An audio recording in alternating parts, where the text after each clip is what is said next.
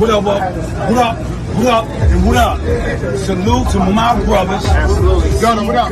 Tag, what up? My brother Tag. What we doing, Make OG sure you Wisdom? check out the OG Wisdom podcast. You know what I mean? We're in it live and raw from a Val Lagoon.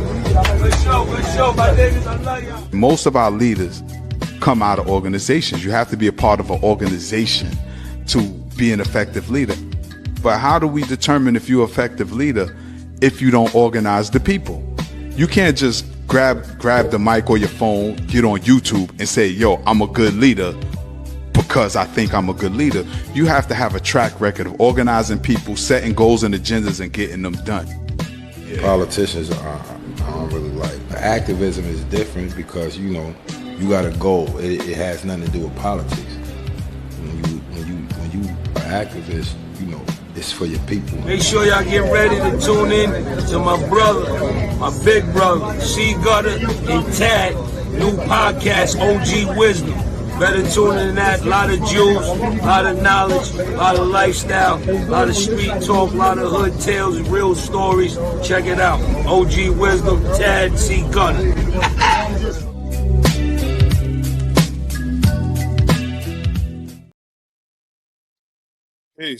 Peace. Welcome, family, back to another episode of the OG Wisdom Podcast with me, your brother Tad, our brother C Gutter, and back to set things on fire, our sister K Fighter. Then when y'all ready, y'all give me a thumbs up in the background. All right. Peace, family. What's the word? How y'all feeling today? What's crack on? How y'all doing? Oh, man, a lot has been unfolding. And just when we thought things couldn't get any more steamy for our brother Umar, he gets hit with notices. God, I don't know if you have been following what's going on with Umar? No, I haven't. I really be honest. Right? Yeah, I don't even pay dudes no mind no more. Yeah, and I think because it's been. Let me see. I've been home going 9/11 to be 8 years. Wow, that's dope though. You know what I'm saying? But he's been talking about opening the school since then, and you know, looking for donations, and nothing still ain't happened. When, like I said, if you in a community, it shouldn't be that hard for you to find a place and start small and let it grow. Yeah. Nobody's jumping on a quote unquote campus out of nowhere, and you don't have no track record. Like I went to a school in Mississippi. It's called Piney Woods. I end up getting kicked out. That's, you know what I'm saying, that's a different story. Right. But this school has been around, if I'm not mistaken, either the late 1890s or the early 1900s. That's how long that school been around. Right. People can Google Piney Woods, like, you know what I mean? And it was created by a black person. Okay. You understand what I'm saying? It's an all black boarding school. Right. You know what I'm saying?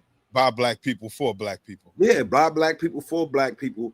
And it started from one room shack. Right. And it grew. You see what I'm saying? So, and when it goes that far and you haven't nothing has transpired, then, you know, like I said, I'll stop paying them mind. You know what I'm saying? Right. He got some good quotables, but that's about it.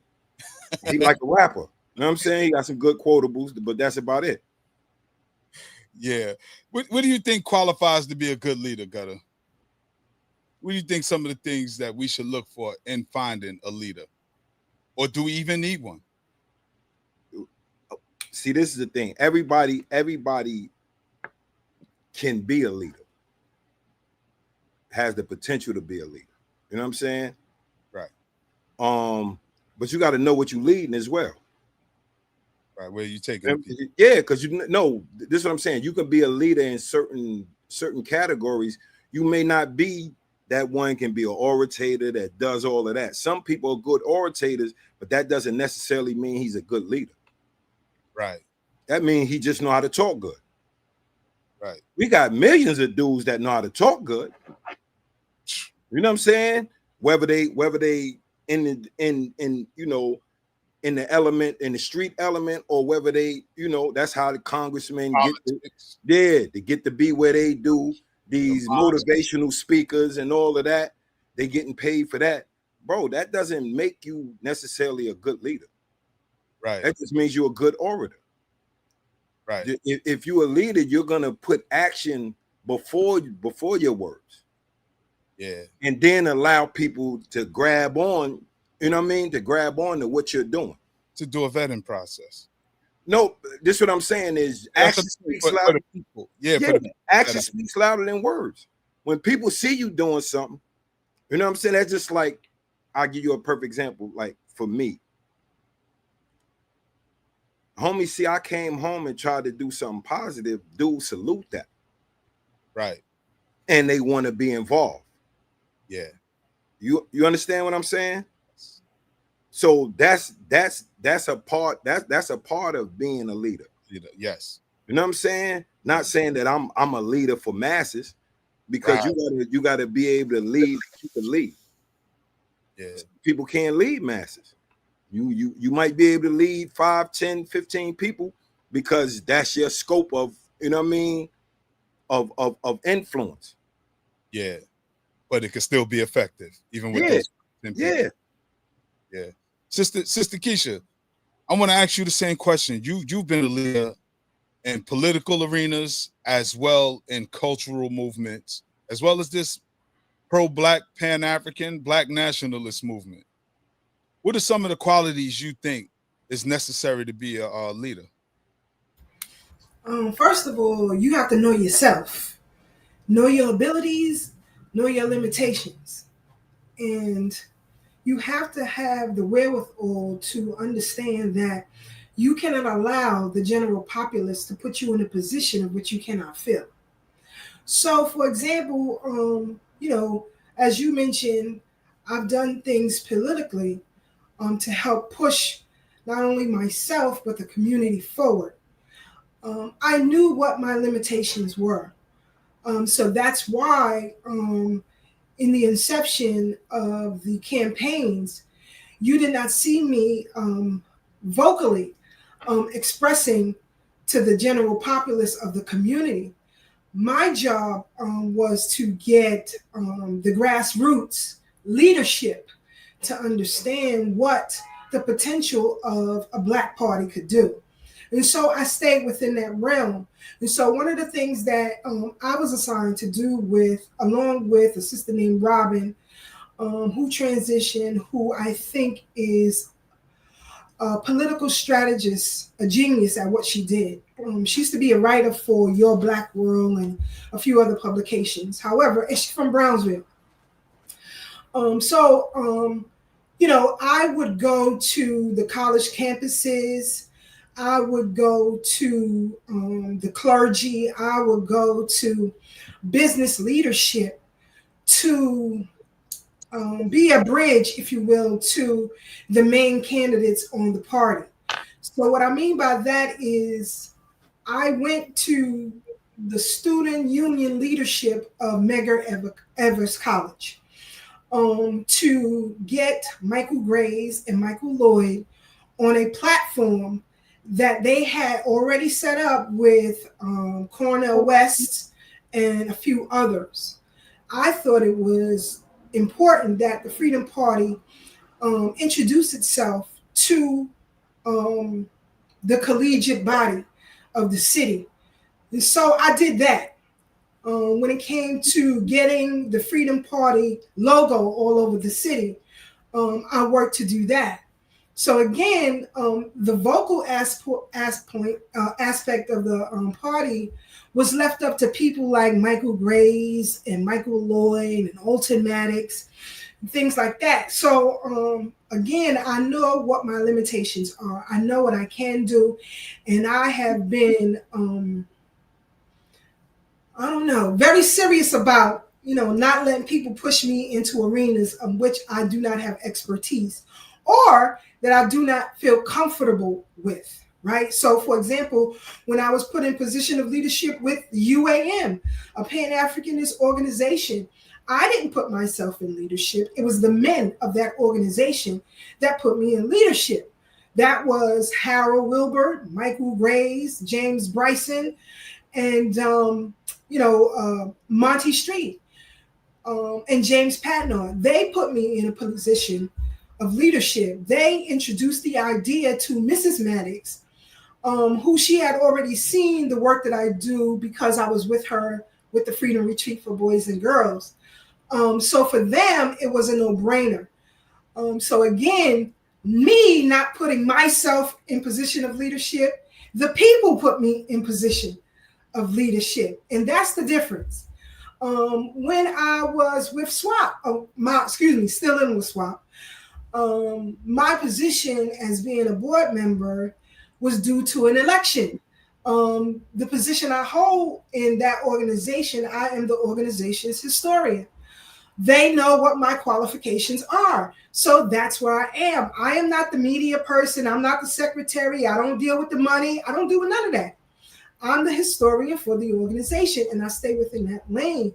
I believe, and I have to credit Michael Grays for this quote, our people have been losing for so long that we want to win so bad, and when visually we see something that is progressive, we want to attach ourselves to it.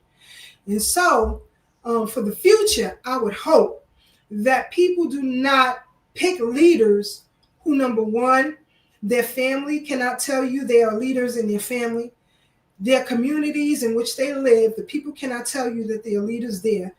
These are people who should be in the forefront. If you don't have those number two qualifications, forget it. So think about it. Who from Umar's family or the neighborhood he grew up in vouched for him? Who in Polite's family, and I'm not talking about the crazy wives, I'm talking about cousins, brothers, sisters, aunts, uncles, who can vouch for any of these people that you, including the Minister Farrakhan. So I'm just saying, be careful, because I believe, and I am a researcher, and that's my discipline.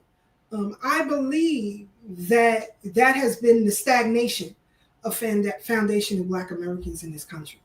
Sis, you said family. I want to give our audience a couple of minutes just to review this video, and we'll come back talking about family. I am a person that donated to the school. I'm a disappointed donor. This is a public issue, not a private one, and the community has a right to be heard. And I'm going to say this to you, Grandpa Johnson, since you've been all over the internet slandering me with my enemies. You've been all over the internet. Now, you chilled out the last couple years, and I respect you for that.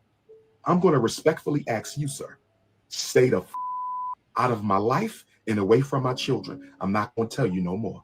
So I drive up to Chestnut Hill Hospital. It's nighttime. It's like 8, 9 at night. She waited until the night.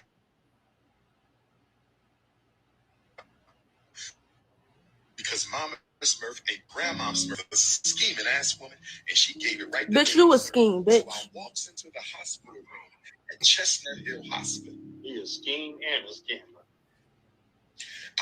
His father should be fucking embarrassed. His father should be. I would be embarrassed. All right. Cause a weirdo. See, just that alone. If my father was to come on a social platform to lay out his truth as his child, I would humble myself. Humble myself and speak to my father privately. And I think, well, I know that he couldn't help himself because he built up in his mind that he is King Kong consciousness. And who are you to question King Kong consciousness, even if you are my daddy? You see what I'm saying? You would never find, my parents are deceased, so peace be upon them. But you would not find aunts, uncles, cousins, or siblings who will tell you anything disparaging about me. Anything. On both sides of my family. That has never happened. So again, you know, I don't know, to the community, I ask you the question. What is leadership to you? Put it in the chat. What is leadership to you? Because apparently this man amassed from some media outlets over $2 million. I'll be in one of them who donated. When I met Umar, he was nothing of what you all see here. He was a school psychologist, period. Nobody really ever heard of this dude.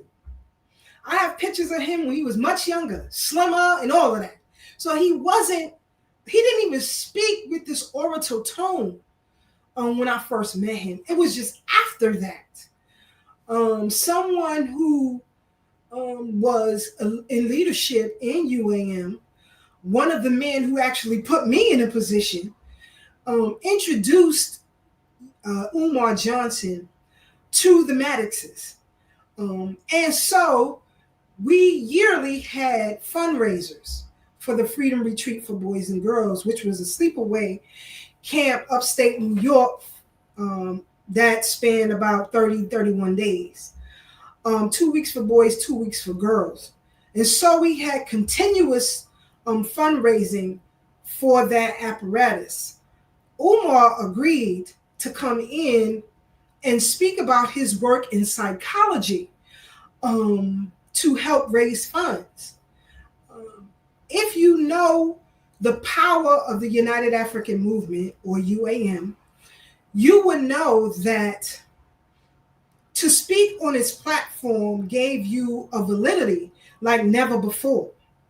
Because, as I've previously mentioned on this platform as well, your greatest scholars and lecturers were all members of this organization.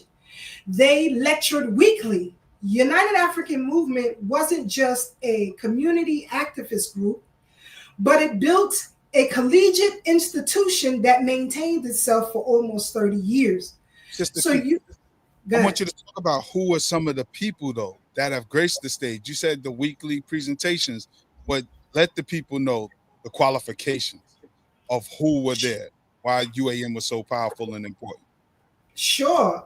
And when I say that all of these lecturers not only agreed to speak at UAM, they thought it was their duty to do so, because that's the power of the organization. You have to remember that this organization started due to racist or racial crimes that were taking place in the state of New York, beginning with Tawana Burley, Yusuf Hawkins, the Central Park case, the case with Andre Nichols.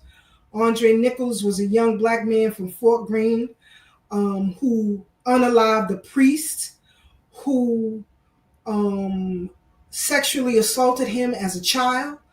And Alton took on that case and won. And Andre Nichols is free to this day. Howard Beach dudes too. Yes. The case of the model who was, I forget her name, slashed in the face. Yeah. He too went home.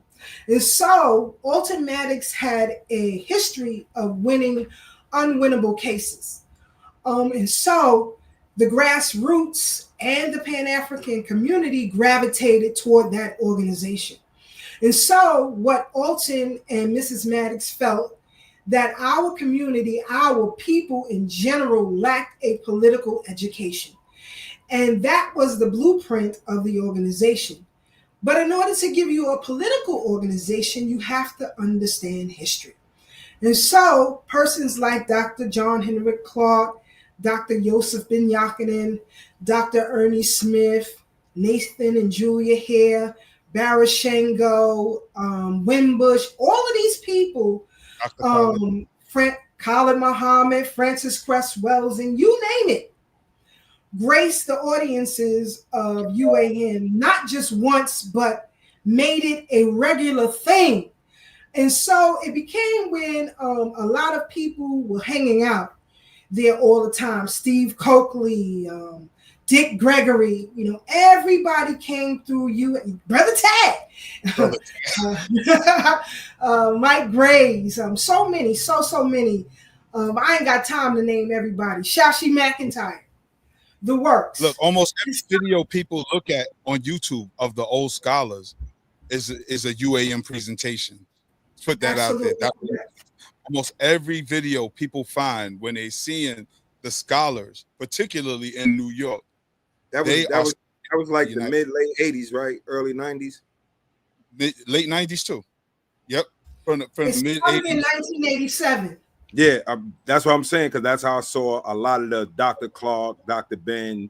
Yes. They early, well, not they early, but they like the 80s, they lectures. Right. I stay on that, my nigga. Yeah. Right. And your cousin did security, your cousin's father did security at UAM, Tad. I see Brother Pieces in the chat, and he says that the move UAM was like a classroom like no other. And so we presented these great scholars and their works to the community for free. No one paid a dime to get in. However, they did ask for donations. And that's how the organization maintained itself. It was 100% Black-led and Black-financed. And we had no ties to the U.S. government whatsoever. So it wasn't a 501c3 or anything like that.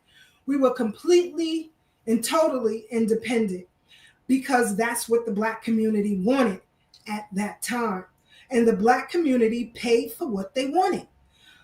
Today, we have a habit of paying for oppression instead of liberation. And that's the problem. So anyway, coming through this organization, the next generation understood what this meant.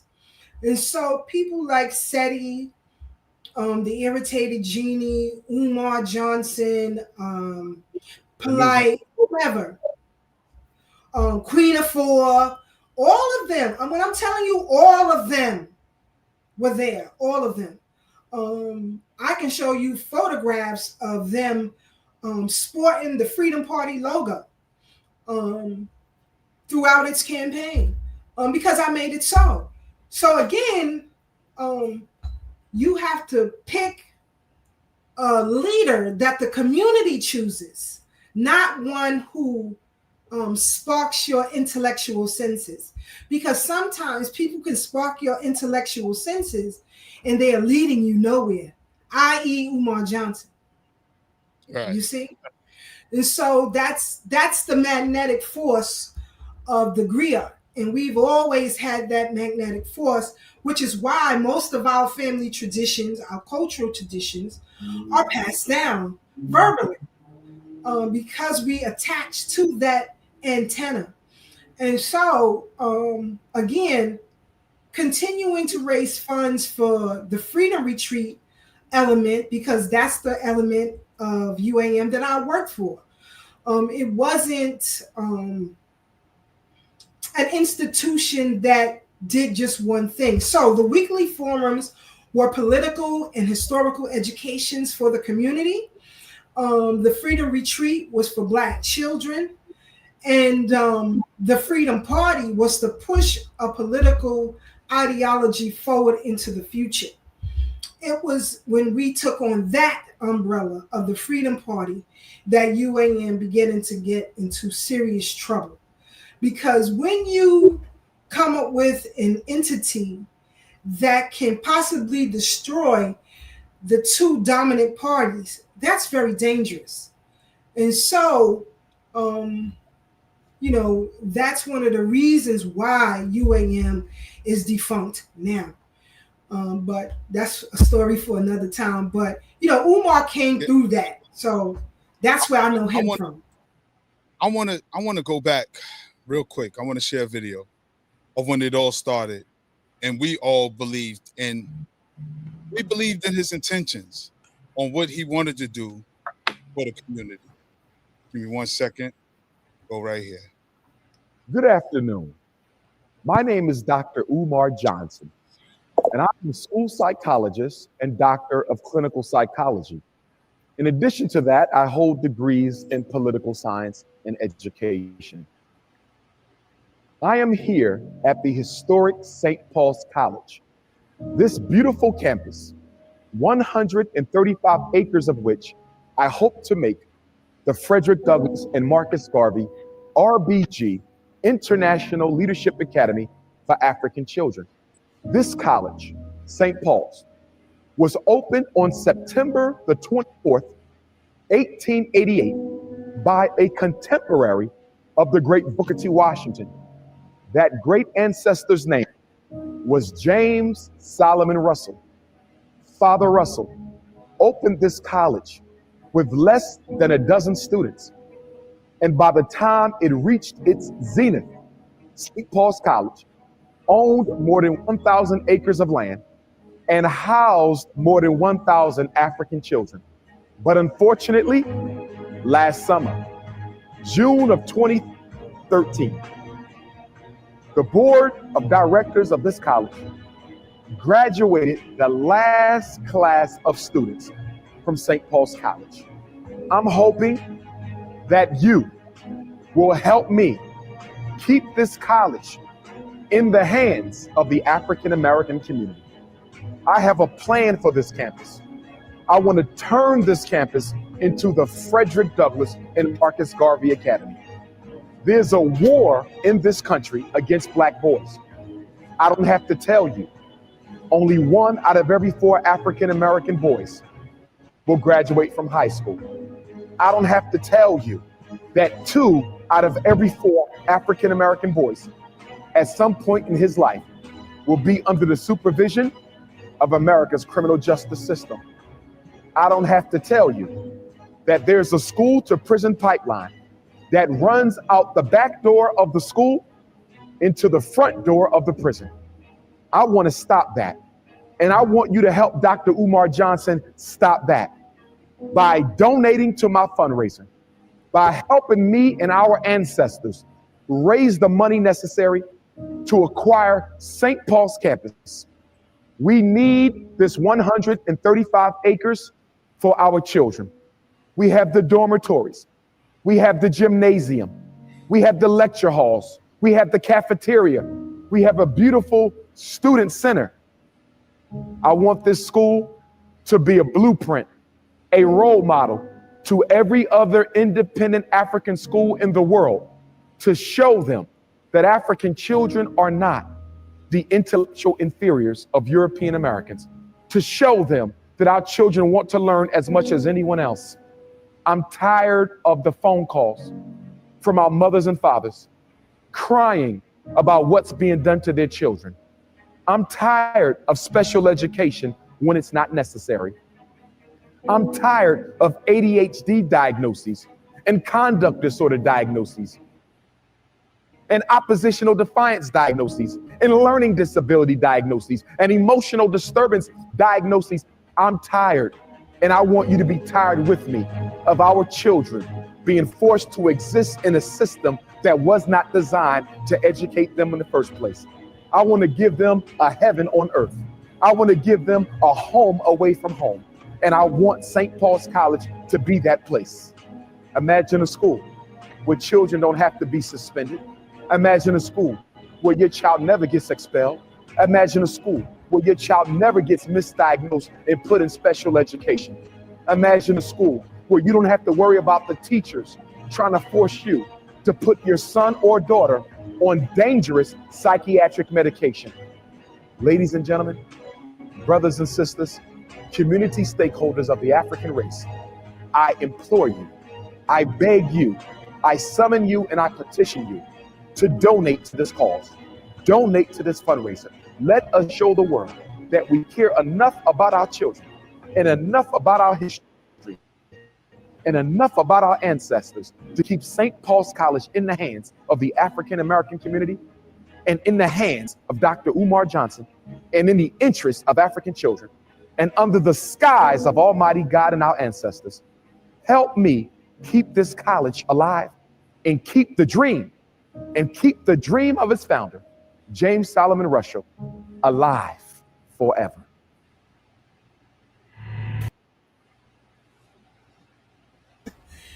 Oh Yeah, man, somebody said, where that Umar at? I'm gonna tell you why I don't trust him. he got me crying over there. I don't want the black kids to go to jail. Where I sign up? Go That ahead. nigga look like Fozzie Bear. That's what you know. He ain't even rocking the right jeans. He throwing me off. He threw me off right there. You look like Fozzie Bear. But you know, Gutter, that's how he got the people. It was emotional. You hear the music. No, yeah. Nah, he knew how to do it. But this is the thing is, this is how I know he wasn't really serious. Because his first joint should have been asking for educators, administrators, you know what I'm saying, to come and fuck with him. Right. Because you can't, like, so he was gonna be the only teacher. Yeah. You see what I'm saying? Show. It's like for somebody like and I understand people, like, that's why I say that's one of the biggest problems with our community is, one, people, you got individuals that think they Messianic. Right. And then you got the large portion that's looking for that Messianic figure. When, like, bro, look in the mirror. Yeah. Like, until you look in the mirror and see that, you're not gonna, like, it's not gonna happen with a community. You know what I'm saying? And I'm not necessarily saying see the Messianic figure in yourself and run out and think you the Messiah. You know what I'm saying? What I'm saying is see that same quality in yourself and push to be that. Yeah. You understand what I'm saying? That way we can all, that's when we all come to a common ground. Yeah. You know what I'm saying? But he reaching out to people to give him money to do all of this. He's sending the pictures and all that. He ain't show no pictures, no teachers, no administrators, no nothing. But see, that was the problem that we all had within the community. Like Sister Farnessa said, after this video, so much of us have donated. You know what I mean? A lot of us really went in our pockets and supported him, particularly because he was speaking without charging people. Honor, you know, he wasn't charging a fee, but folks were giving him honorariums. And he was real disingenuous after a while. And when I realized he was disingenuous was when I met him in Queens. I met him some time ago in Queens at the African Poetry Theater. Let me see if I can share that real quick. But this was not even my second time. This is my third time dealing with Dr. Umar, right? I met him here. This was our third time meeting and speaking. The first time was at Little Tad's graduation where nobody knew who he was. He was a humbling dude. He was very humble. He was very humble. And then I told him about my youth group, and he thought that was dope. Now, mind you, this is before he had the parents committee and all this other stuff he was talking about starting. So I met him in June. I think this was November. I believe this was November that I met Dr. Parenting committee. No, he didn't even have that yet. That's what I'm saying. Like, this is when he met he jumped from the parenting committee straight to a school. Right. Because he was full of it. And this is when I knew he wasn't sincere. This right here is when he met my youth group. You know, this was the young people of the youth group that we had called Party Parents Actively Reclaiming Their Youth. That's a chubbier tad over there up in the corner. Take that down because I ain't that fat no more. You know what I mean? But I've dealt with Umar on personal levels. There's also videos that I did with Umar and the Irritated Genie. There's a photo of me, him, Dr. Leonard Jeffries, and Professor Anthony Browder.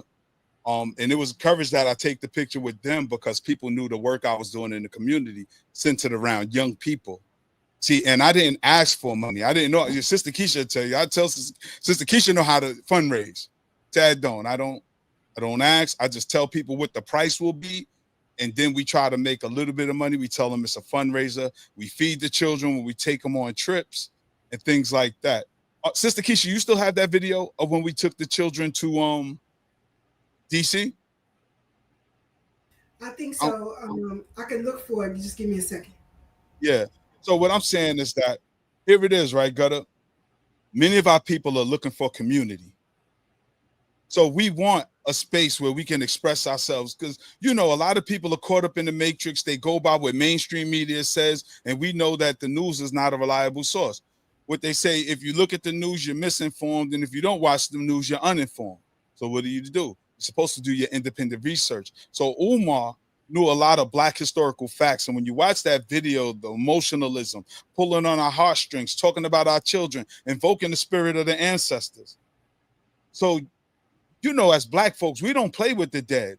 If we're gonna invoke the ancestors, we at least want to be upright. That's why we be like, word to my mother, word to the dead homies, because we're not gonna lie on our ancestors' names. So we believe this brother is coming in the spirit, so he always invoking the ancestors, but he's a liar. I used to think that's what I say. He got quotables. Yeah, you definitely got the coon chip. Like, that's one of my favorite quotables. Like when the coon chip start working, you know what I'm saying? But he's like worse than the coon. Yeah, he is. You know what I'm saying? Because this like, if you're dealing with the nation, he part of the 10%. He a bloodsucker of the poor. There you go, Gutter. He's a bloodsucker of the poor. So a lot of people don't understand why we go so hard against Umar, because he come in our name, in the name of Black nationalists and Pan-Africanists and people who want to do good for the community, but he is robbing the community. And the sad part, I don't put it on him, I put it on the community, because when we were sounding the Akobin, which is the war horn, for those who may not know, when we were sounding the horn that this brother is not doing right by our people, people called us a hater because we don't have as many subscribers and likes. And this is before YouTube. This is just we don't have internet age, bro. That's what I was saying. Like I reiterate that numerous times. This internet age. When we just spoke on the on Joe and Kiss shit. Right. We was like, bro, he knows when he wild out and say some wild shit. This is what connects. This what hits the algorithm. That's what people work on now. They working on the algorithm instead of trying to really reach the people. You know what I'm saying? And that's the part that hurts the most, right, Gutter? Because here we are. You see me with the children. I got tons of pictures of me out with the children. I'm not telling nobody I'm building a school. In fact, what was asked of me was, how do I finance these things? And nobody even know that I'm doing this with children. I said, because I have my own community. I have my own inner circle. Gutter, when I kick it back off, I'm going to reach out to you. Reach out to my sister Keisha again. Reach out to people in my immediate circle. I'm not going to reach out to strangers. Why? Because people in my immediate circle can hold me accountable. If I don't do what I say I'm going to do, Gutter, I got to see you. Yeah. You're like, homie, what's up with this such and such? You said we're going to do this. Sister Keisha going to put the flame to me. Yo, Tad, you said this, and you ain't do that. What's up? But if I'm getting money from somebody in California, Minnesota, Arkansas, what's the chances of them running into me? That's slim to none. Yeah. And that's like I said, this internet, that's algorithm, and people know if they talk a good talk on this internet, people will support them. Right. You know what I'm saying? And like it's the same, like, bro. Same thing with you know, I got a problem with a few organizations, like especially these religious organizations where they taking from our people. You know what I'm saying? And they not actually doing anything that's constructive. They taking their money, and they doing little shit that doesn't matter for the community. Right. So it becomes, how do we go from that noble mission until all the controversies that he has surrounding him?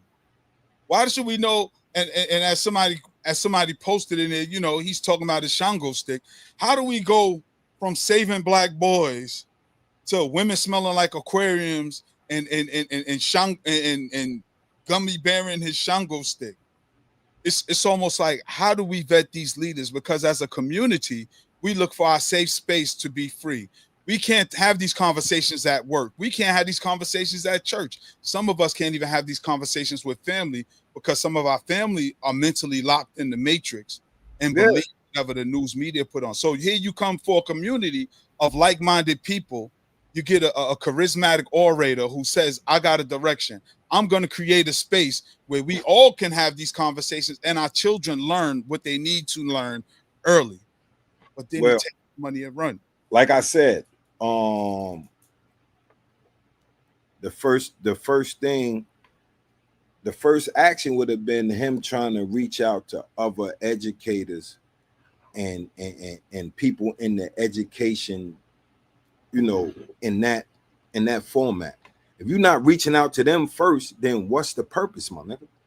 Yeah, like really. Shout out to our brother Q Butter and the Ziax Institute, and shout out to Marcus Klein. Shout out to Baba Walima Baruti at the Akko House.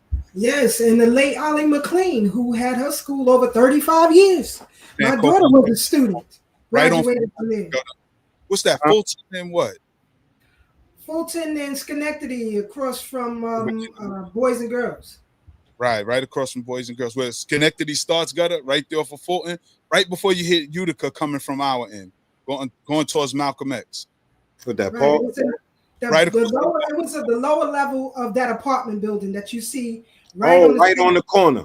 Right. We were on the lower level. That's right. Sankofa Academy. Over 35 years. And I was about to say, like I say, everybody, listen. I want y'all to listen to me.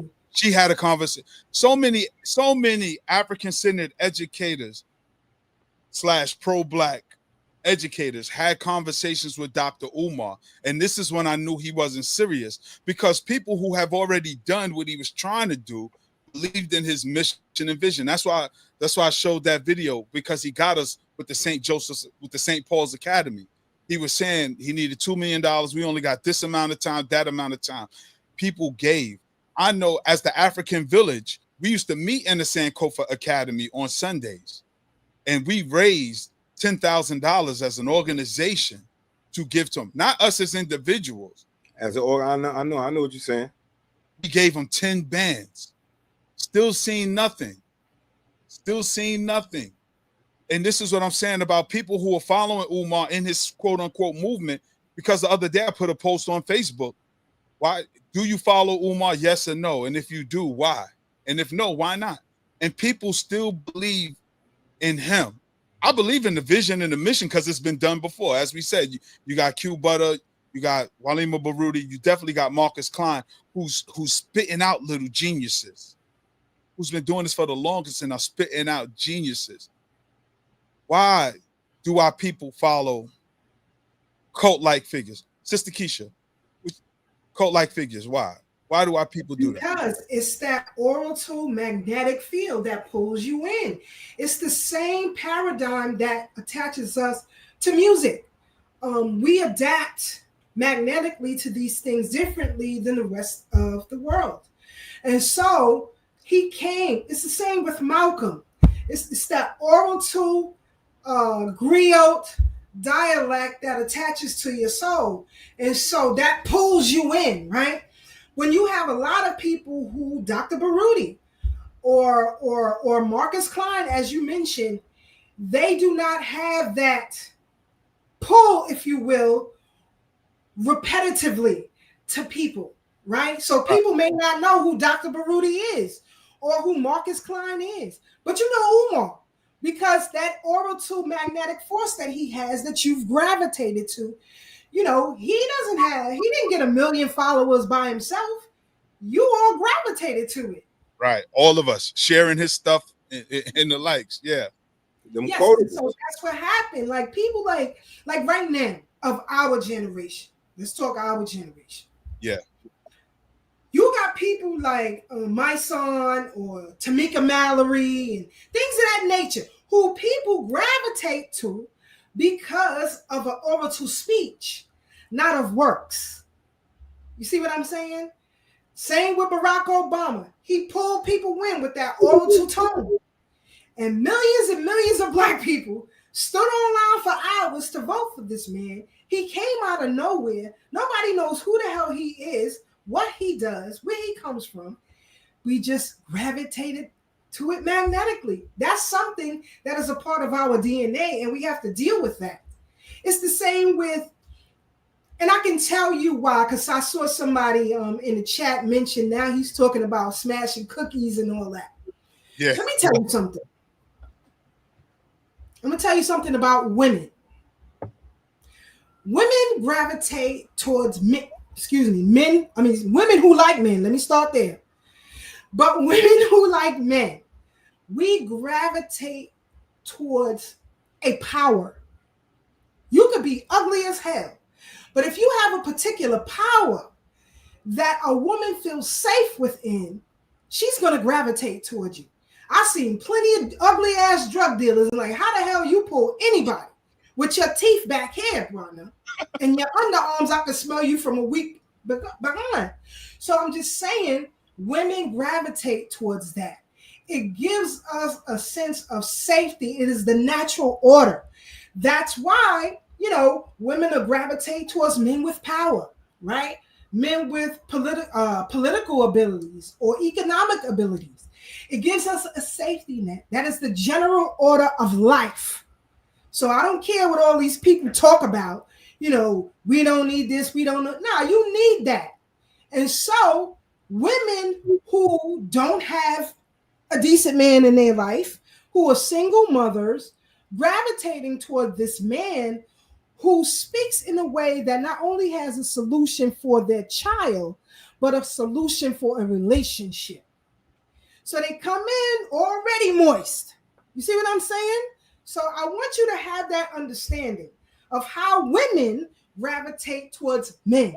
If you had a particular street cred, a woman will gravitate towards you because she feels safe in that. Women gravitate towards men who are physically attractive, right? Because she feels safe in that umbrella of his physical attractiveness, of what he pulls from the world. Women, you may not admit that, but I'm telling you that's what it is. As a woman, I'm telling you. So that's why he can now get on platforms and talk about how he smashed all of y'all, because you gave it up to him willingly, because you gravitated towards that orbital magnet that he has. Yeah. That's the truth. Sis, I want to play this clip real quick of our brother Marcus Klein, just to give people who are unfamiliar with him, to show them what he's really about and how he does what he do with the young people. Okay, this big LL right here, he's been up here hundreds of times, ever since he was like 3 years old. Now he's doing polynomials. Whenever you're ready, little brother. What you doing, number 18 or 19? 18. All right, get it cracked. I'll write it right here so I got much. Yeah, you got it right in front of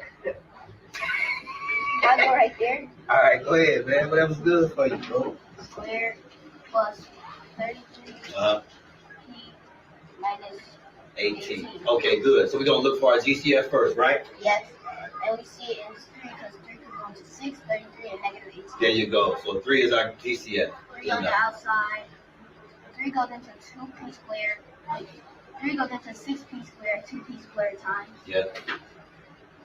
3 goes into 33p 11 times, Yep. 11p times. Yep. And 3 goes into negative 18 times, negative 6 times.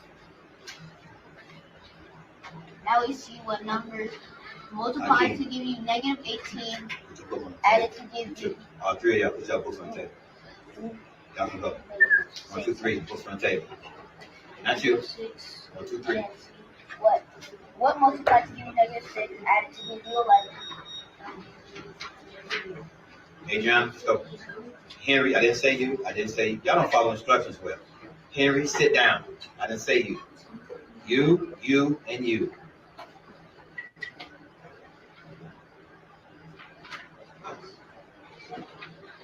So these are the children doing algebra. 8-year-olds doing algebra. Okay. So you're trying to get negative 6. Negative 11.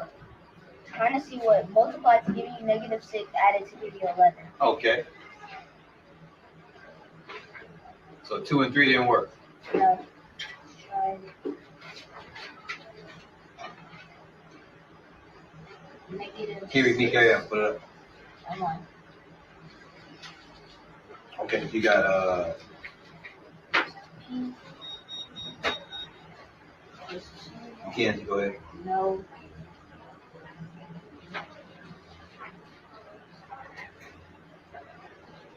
Drive.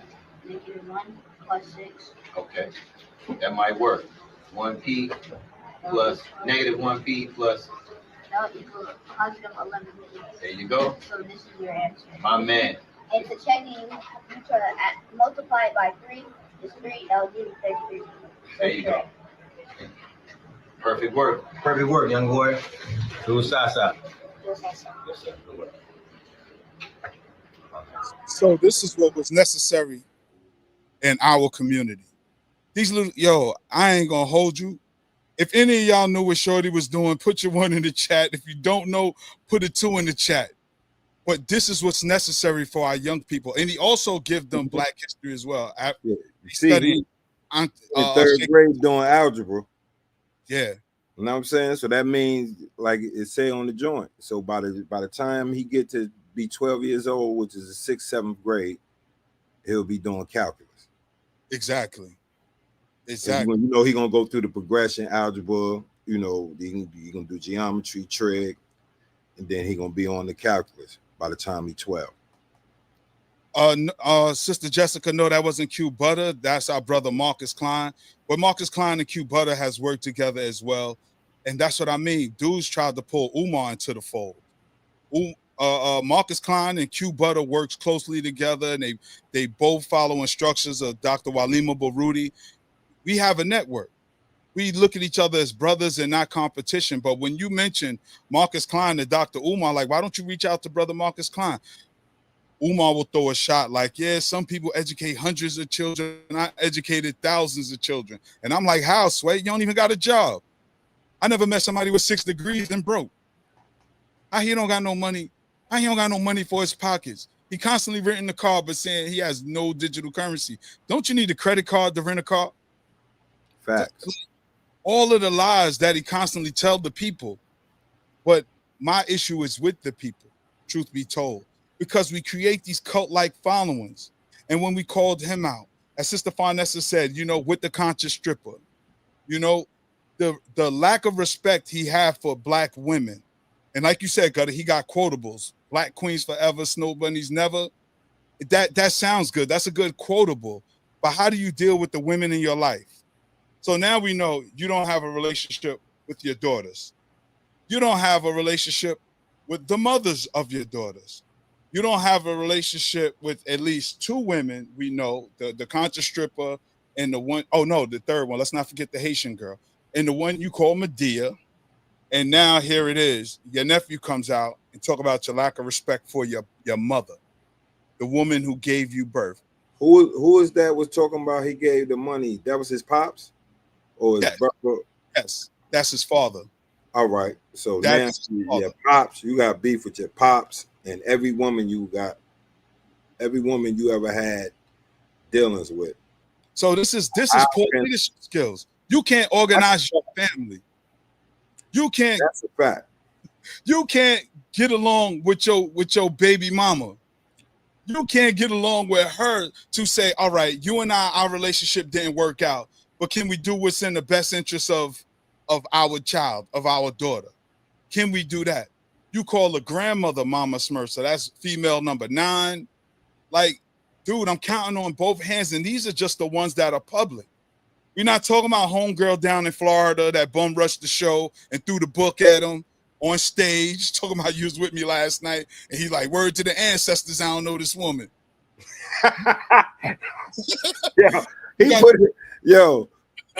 But you like, you got to remember, you got a lot of dudes like from wherever that stay line like on their dad, mother, all type of shit. So he's just one of them dudes. Right. But so either you're comfortable with lying or you don't believe none of that stuff you're talking about dealing with the spirit world. Because remember, for each of us, and not to go off the deep end, it's 4 components we all have. Each of us as a human. We have our physical, our mental, our spiritual, and our emotional faculties. These are the 4 things we already got to take care of. And if you're calling on the ancestors of people you're supposedly love, and you're playing with that, your spiritual health is in question. You are sick, my brother. I don't care how strong you are physically, how much you know mentally. And he do go on a tirade, so we know his emotional stability ain't there either. But these are 4 components each of us have to work on. And he's not working on his spiritual or emotional. And I'm inclined to say that his mental working on his physical. Yeah, definitely. Yeah, I told you, look like Fozzie Bear. Oh man, and that's a fact. But we want to hear what some of the people in the comments have to say also. We want y'all to jump in, chime in. Some of the things we may have missed because there's so much, right, Sister Keisha? There's so much that we could say about it, but this isn't so much as an indictment on Umar as much as it is the people who support him. It's an indictment on the community. Right. Because like I said, it's like he's not the only one. He's just an example of a larger problem that we have. Where we either the dudes think they messiahs, and then we always looking for that dude. Right. That one dude, like, you know what I'm saying? Yeah. When the people that was in those positions before, yeah, didn't necessarily want to be in those positions anyway. Right. They just wanted to show, you know what I'm saying? They wanted all of us to be able to have the same voice. But when you, like, some dudes just speak better than others. Right. I don't think Malcolm X or Fred Hampton, or, you know what I'm saying, any of these people was like, yo, I'm gonna be the leader of all the black people. Right. You see what I'm saying? Their lives on the line, literally. Yeah. They paid with their lives, knowing.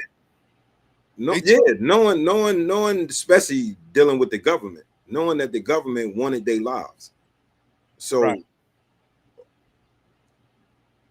Yeah. Like, so it goes back to accountability. When I was the Northeast Regional Director of the Straight Black Pride Movement, and we established that, one of the first things I said is, how can I structure it? And he was like, yo, do it however you want. I said, I want Sister Keisha in leadership with me. Sister Keisha and King Simon. Why? Because as Sister Keisha said earlier, first of all, to be a leader, you got to know your capabilities. I know there's arenas that Sister Keisha and King Simon are way more qualified than me, but I can keep them as counsel and take guidance from them. And when I'm weak, of course, they have no problem with stepping up, doing what's necessary to move the movement forward. And that's what we did. And we didn't have to check each other too hard.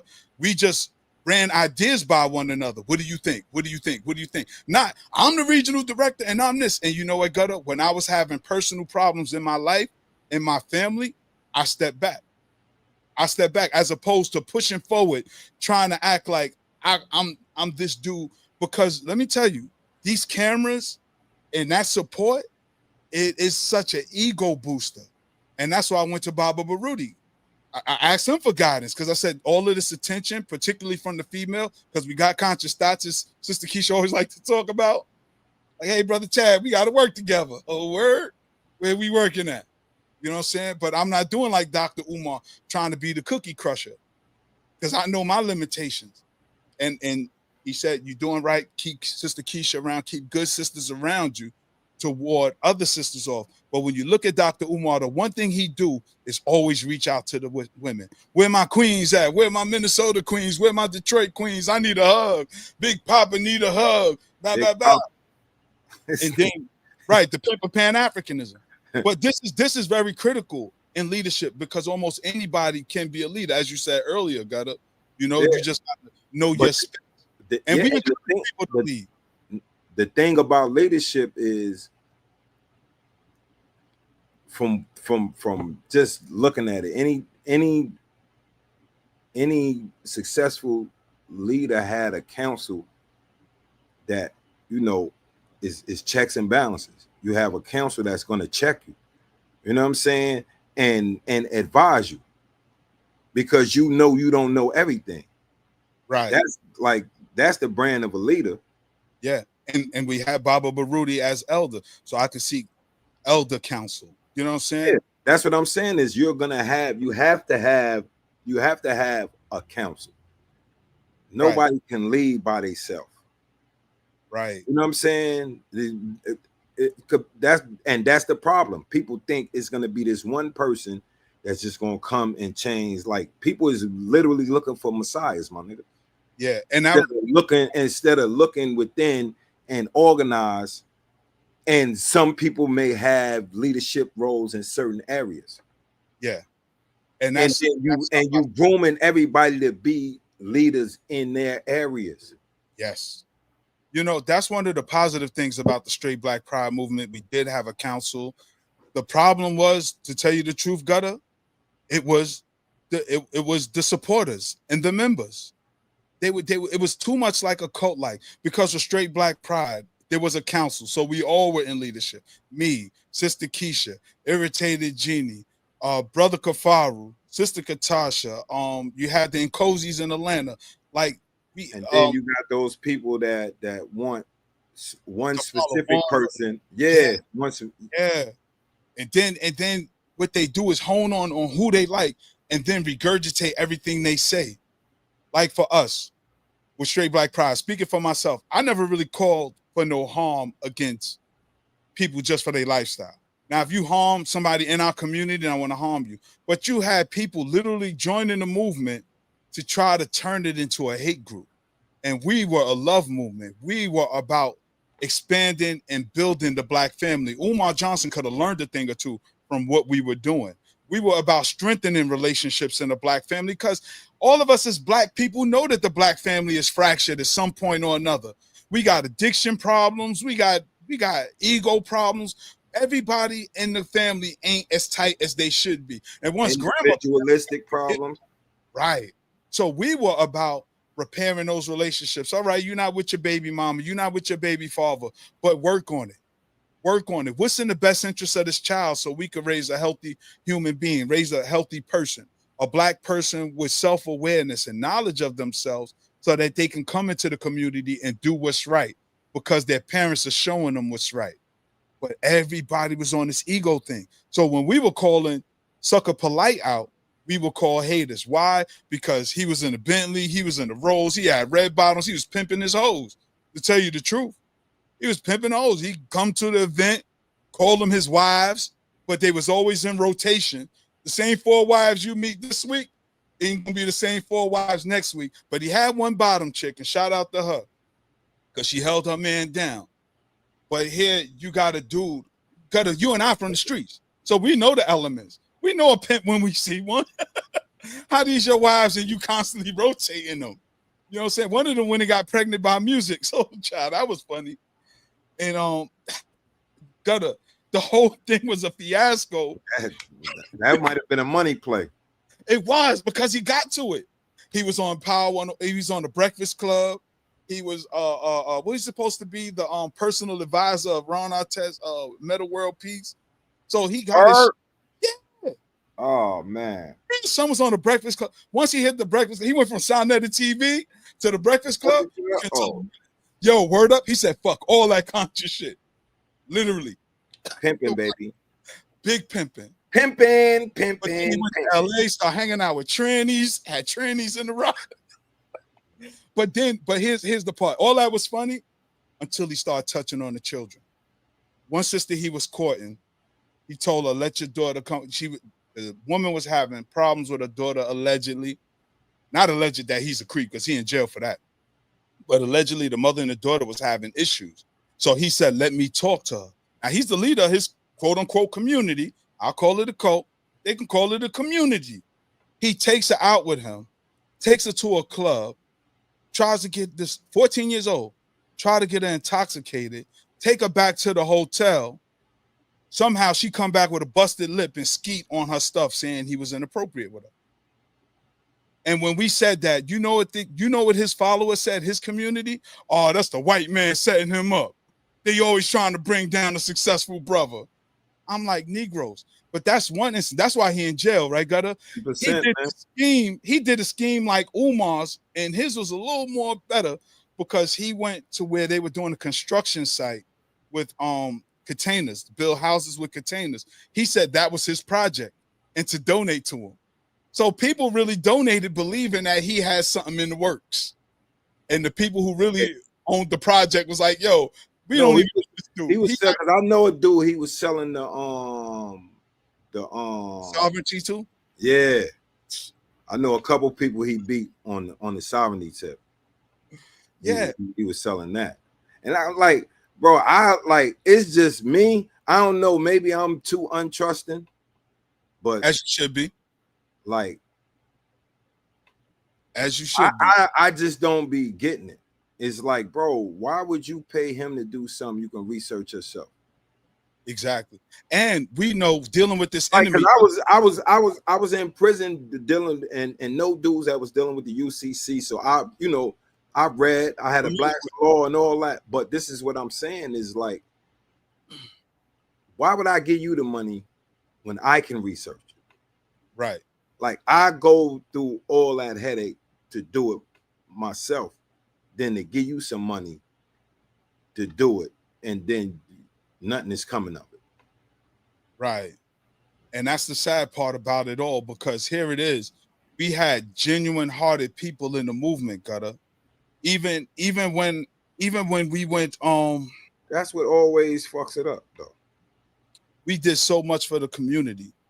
And when the real ones ask for funds, we get compared to the charlatans. We get compared to the sucker polites. Yeah, Hero Angel, we talk about polite. See, everybody know he scammed the community. But my point is, there was no consequences. That's why I publicly call him sucker polite, because I ain't scared of him. I'm not scared of this quote unquote new covenant supposedly goons. And he had a good brother that used to roll with him. A good brother. Our brother Omar. Yeah. Good brother. And it was sad because people would associate him with Polite. And him and Polite was like this. That was his man. That was his dude.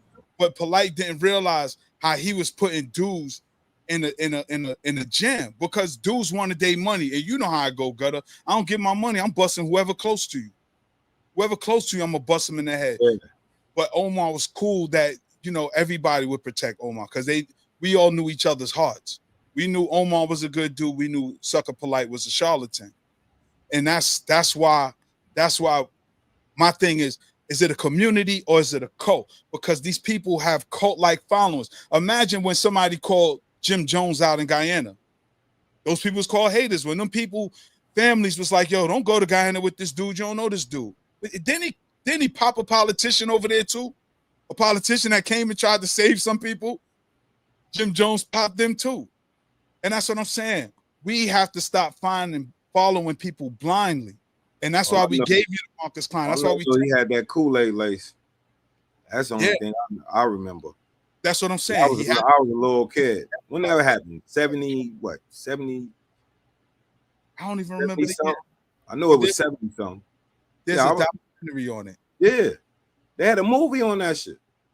Yeah. So what we see, and this is why Sister Keisha, because that Kool-Aid dropped out. Sister Keisha and myself, when we tell people that we moving away from a lot of these movements and these titles, it's because we did our due diligence. We did our work.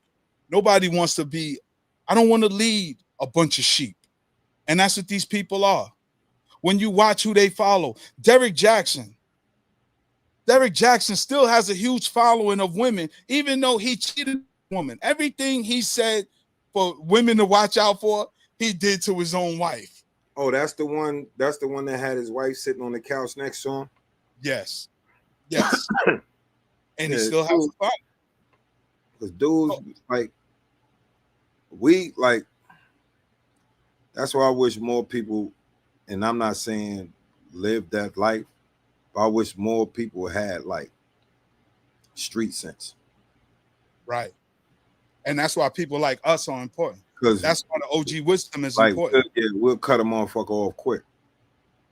Yeah. You know what I'm saying? Once, that's just like hustling. The motherfucker was outside and the motherfucker run away and it ain't that much. All right, you just pay for me to leave you the fuck alone. No doubt. You know what I'm saying? I just paid you to leave me alone. You ran off with that, but all right. Shout out to our brother Pharaonic. Shout out to our brother Pharaoh Pharaonic. You ever see them greatness shirts? Shirts with Heru? This is our brother's brand. Please follow him. Please follow him. We got a few shirts from our brother. I'm still waiting on my marathon shirt, but we ain't gonna get into that, brother Pharaoh. Now I was gonna rock the brand to do a marathon too, because you know they blessed me with some shirts and a dope track jacket that I got too by our brother Pharaoh. You know, but the thing is, we have to start convincing people to divorce this cult-like mentality, because you get good people, you get myself, Sister K Fighter, who's working on something super dope. She's working on super dope. So next time elections come, man, don't be discouraged.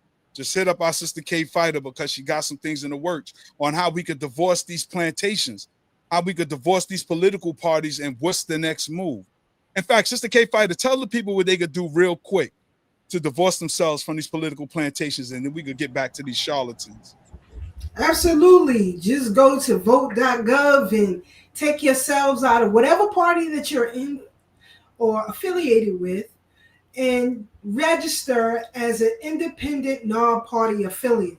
Because it's not just good for Black people to not vote in either of these parties or represent either of these parties, but it is critical that we diminish their numbers.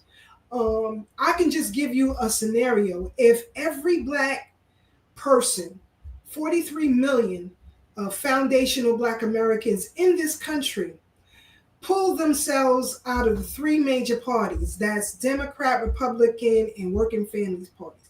If you pull yourselves out of that party, we can destroy their charter, because there isn't enough white people to maintain both parties at the same time. That's why no matter who wins, Republican or Democrat, they always thank Black Americans. That's the first thing that they do. Trump just did it. Biden did it before him. They all do, because we are the balance of power in this country. It's been a barrage of matrix-like media that have convinced us that we are nothing if we don't vote, and nothing if we don't wed ourselves to these parties. And I'm telling you, because I know so, coming from someone who helped form their own political party, that we can destroy their charter. We can get rid of them overnight. When we talk about reparations, we can take it in one election cycle. But because we are so brainwashed, it's so difficult to get people to fall back and pull themselves apart.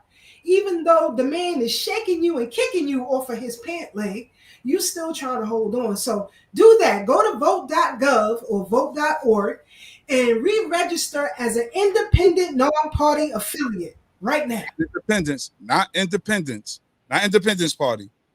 Independent non-party affiliate. Sister K, I got the video. I'm gonna share it with the people real quick. Family, this is some of the things that we did, Sister Keisha and myself, in our organization.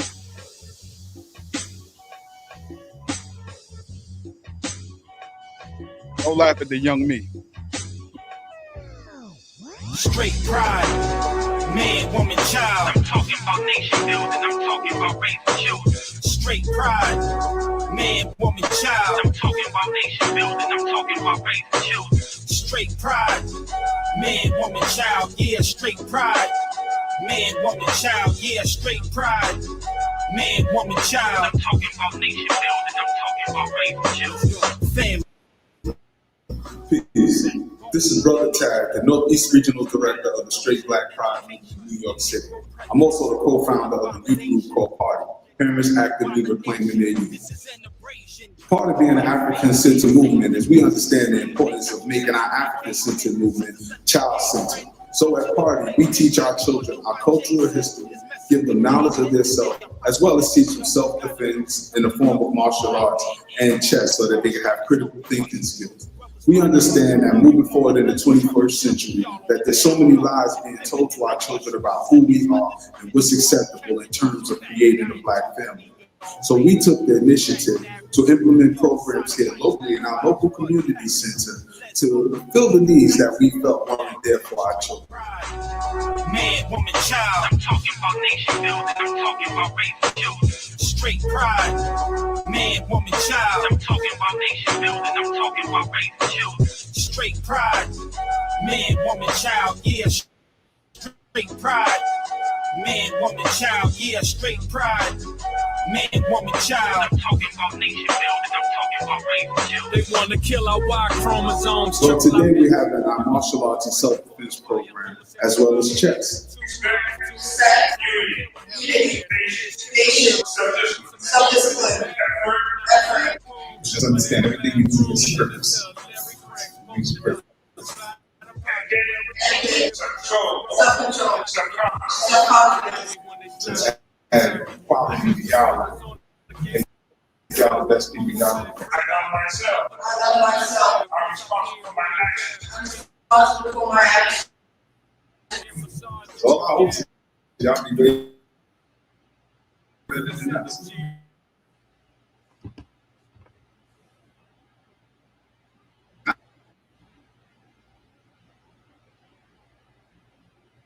All right.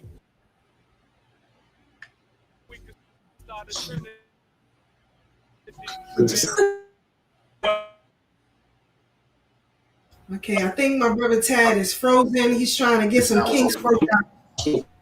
There we go. He gonna try to work that out. There you go. Almost got it. The consequences of making wrong and advantages. Right. So making the right move. Because we gotta understand that our children are caught in a world that's been in existence for centuries that no one even told our children they're part of. There's been programs and things in place to destroy our children before they're even born. So here at Party, we decided that we're going to make our children aware and let them know that there's so many pitfalls and traps out there for their demise, just to further destroy the Black family. See? And then you can start from this. That's what I did with my son. I started with my great-grandmother. I started with my grandmother's mother. And then I went to the Schomburg and put her name in and then start showing me. And the furthest I went back to was to my great-grandmother's grandmother, named Lavinia. But then before my grandmother passed away in June, I interviewed her and asked her who was the oldest person she knew. And she started telling me her history as a child, which is actually my history. Because all of her parents and grandparents are my great-grandparents and great-great-grandparents. So that's how you find out who you are, what's your place in the family, and what direction you're going. So with Party, under the umbrella of Straight Black Pride, we knew we had to come up with something and just do something. And that's what this is about. You know, just having conversations with your parents, talking about who your cousins are. You know, you put your siblings there. Oh no, this one. Oh yeah, what's got your parents' cousin? But you know, and if you want to add a shit to it, you can. And just write down your family. Because family is very important. Family is extreme. There's nothing more important than family. When you hear people talk about nation building, you hear people always say that, right? We got to build a nation. But it starts with us and our family. First, we got to connect the bond with our family, appreciate it, and look back to where we've been, and we know what's going. So that's what this is. It's one thing to talk about the problem. It's a whole other ball game when you implement solutions and strategies and make it fun. Because outside of what we do here in the community center, we also take our children on cultural trips to museums, the African American burial ground, and even amusement parks. Because nonetheless, we still want our children to be children, have fun, and enjoy life. Stay up, stay blessed, stay true. Straight Black Pride. Yeah, those are the good old days.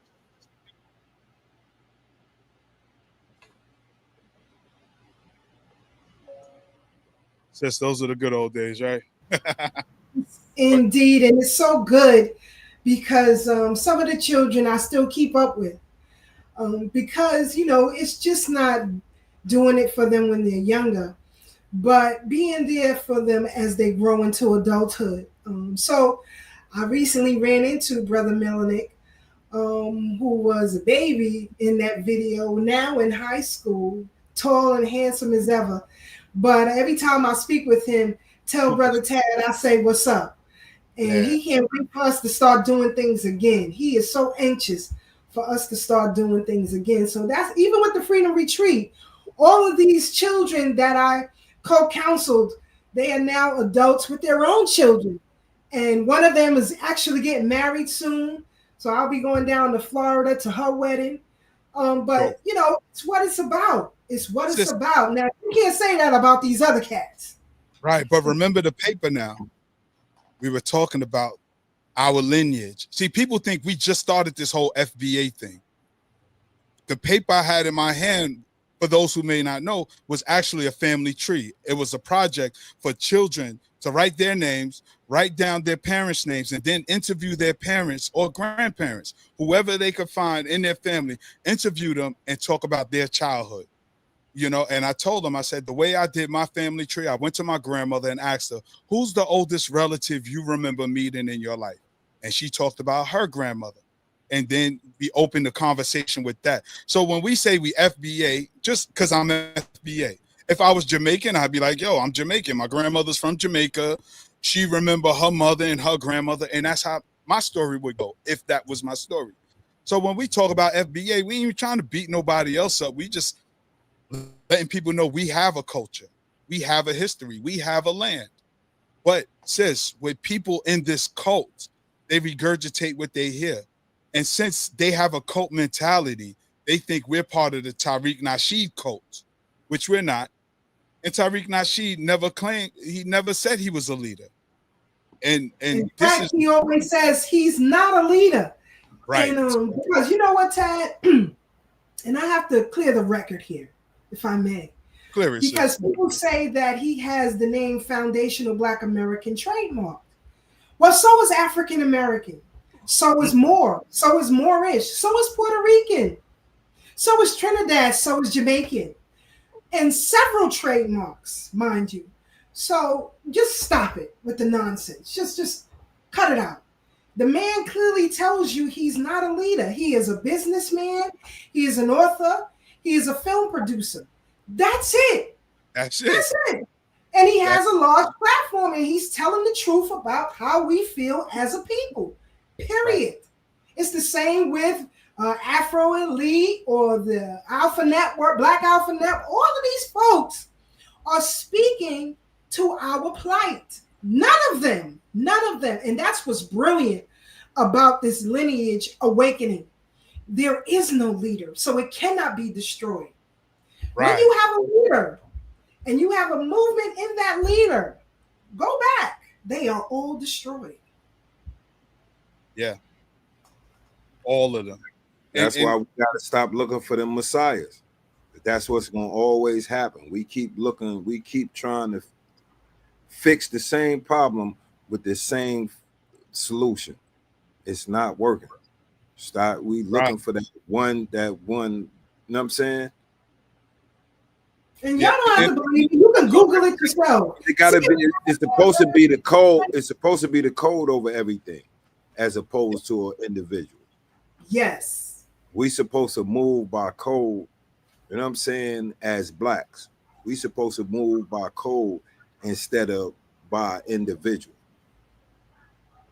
We know, like the people that know how we supposed to move. And those that they got influence on, that's how it's supposed to go. You know what I'm saying? You inform the people that you got influence on so they know how to stick to code. Yeah. And that's whether it's 5 people, 6 people, you know what I'm saying? And that's how it's supposed to go. When you buy code, all the other shit, I don't care if it's this dude, blah, blah, blah, because like I said, coming from a street perspective, when it's seeing the big dudes and he turned out being all bad. Yeah. You see what I'm saying? So it's the code. You know what I'm saying? We gotta stand on our foundation and don't let nobody shake it. You know what I'm saying? Wherever, like a black person from wherever you from. See, the whole thing is supposed to be the unity is not us all kumbaya, is us supporting whatever struggle that we going through wherever we at. It ain't all no happy-go-lucky shit. It's just support, like you support my struggle. And here in America, if you from somewhere else, you supposed to, and we support your struggle wherever you at. Other than that, you know, we can stick to our however we do our thing. Right. You over there with it, I'm over here with it. Yeah, but we just support. I support your struggle. You support my struggle, and that's the balance. That's where the balance at. That's how you break the shit. It ain't us all being some happy-go-lucky, blah blah blah. Because if that was the case, you wouldn't have all these different ethnic groups on the continent. Right. Right. You understand what I'm saying? You wouldn't have thousands of different ethnic groups. You know what I'm saying? And they're gonna see themselves as the best. That's just how it go. Yeah. You know what I'm saying? But we can all be in unity against white supremacy. That's the whole basis.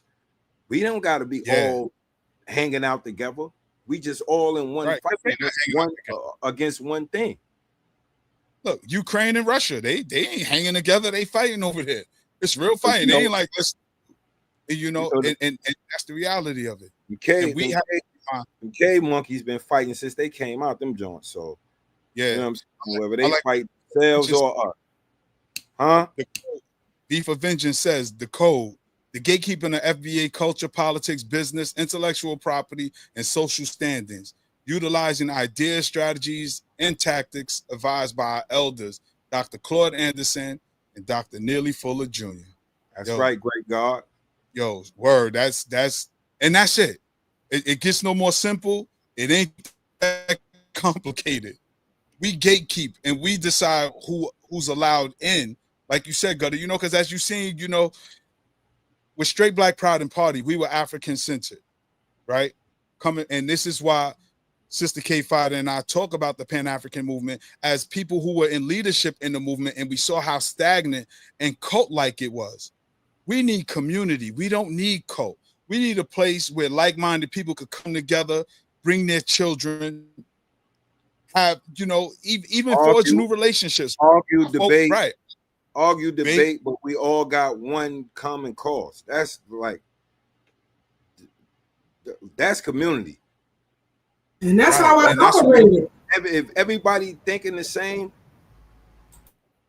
behind one person thoughts, that's a cult. And see, the reason why we bringing this up, right, is because Sister K Fida and us and OG Wisdom and the Thorough Black Talk, check us out every Thursday at 8 p.m. We're going to be back in the streets doing some of the things that we have. Sister K, I got the video, so I'm definitely going to show the video before it's out. And we've done so much. Let me tell you, Gutter, we had the youth group. So we had party parents actively reclaiming their youth. Our brother Ashe, shout out to him. He formed the gun club, the BB Toomey gun club. So we would go out to the gun range and let them shots off. We get a bus, we get in cars, however we had to get there, but we going. We going to the range, we sharpening our skills. We did all of that. And of course, as well as rally and protest and be in the streets, agitating, educating, giving forums, quality forums, bringing in powerful speakers, bringing in the people, you know, because Sister K Fida have relationships with so many people you wouldn't even believe. But now we realize it's time for us to do this work again, because we didn't want to get caught in the muck and mire of all the foolishness that was going on with the Polites, with the Umars. And there were some brothers who were good that, you know, needed a little polishing, but we couldn't throw them all away. You know what I mean? And I'll be honest with you, I miss working with some of the good brothers. You know what I'm saying? Everybody make mistakes. I told you, right? Bro. Some of these I relapsed, paid the price though. You know, I paid the price. I got a fucked up hip, but you know, I relapsed, and you know, people can make mistakes. But if you genuine, you know what I mean, you'll stick with it. You'll get your head right. And when you got community, right, Gutter, when we get our head right, and then we got safe spaces for our children and our grandchildren that they could come. Because one thing I've learned in this movement, when you see the people out, next time you go, look at where's the children. How are we talking about a future, but we're not including the future? So here you got Umar talking about building a school to teach children. Now, what we just showed you is more than what anybody ever seen Umar with children. People Umar don't always be talking to the kid. That's the like, why? Like, I ain't never seen him go to like juvenile spots and shit like that, because that like, and they ain't got no mothers in there. No, but this I'm saying, he's a child psychologist.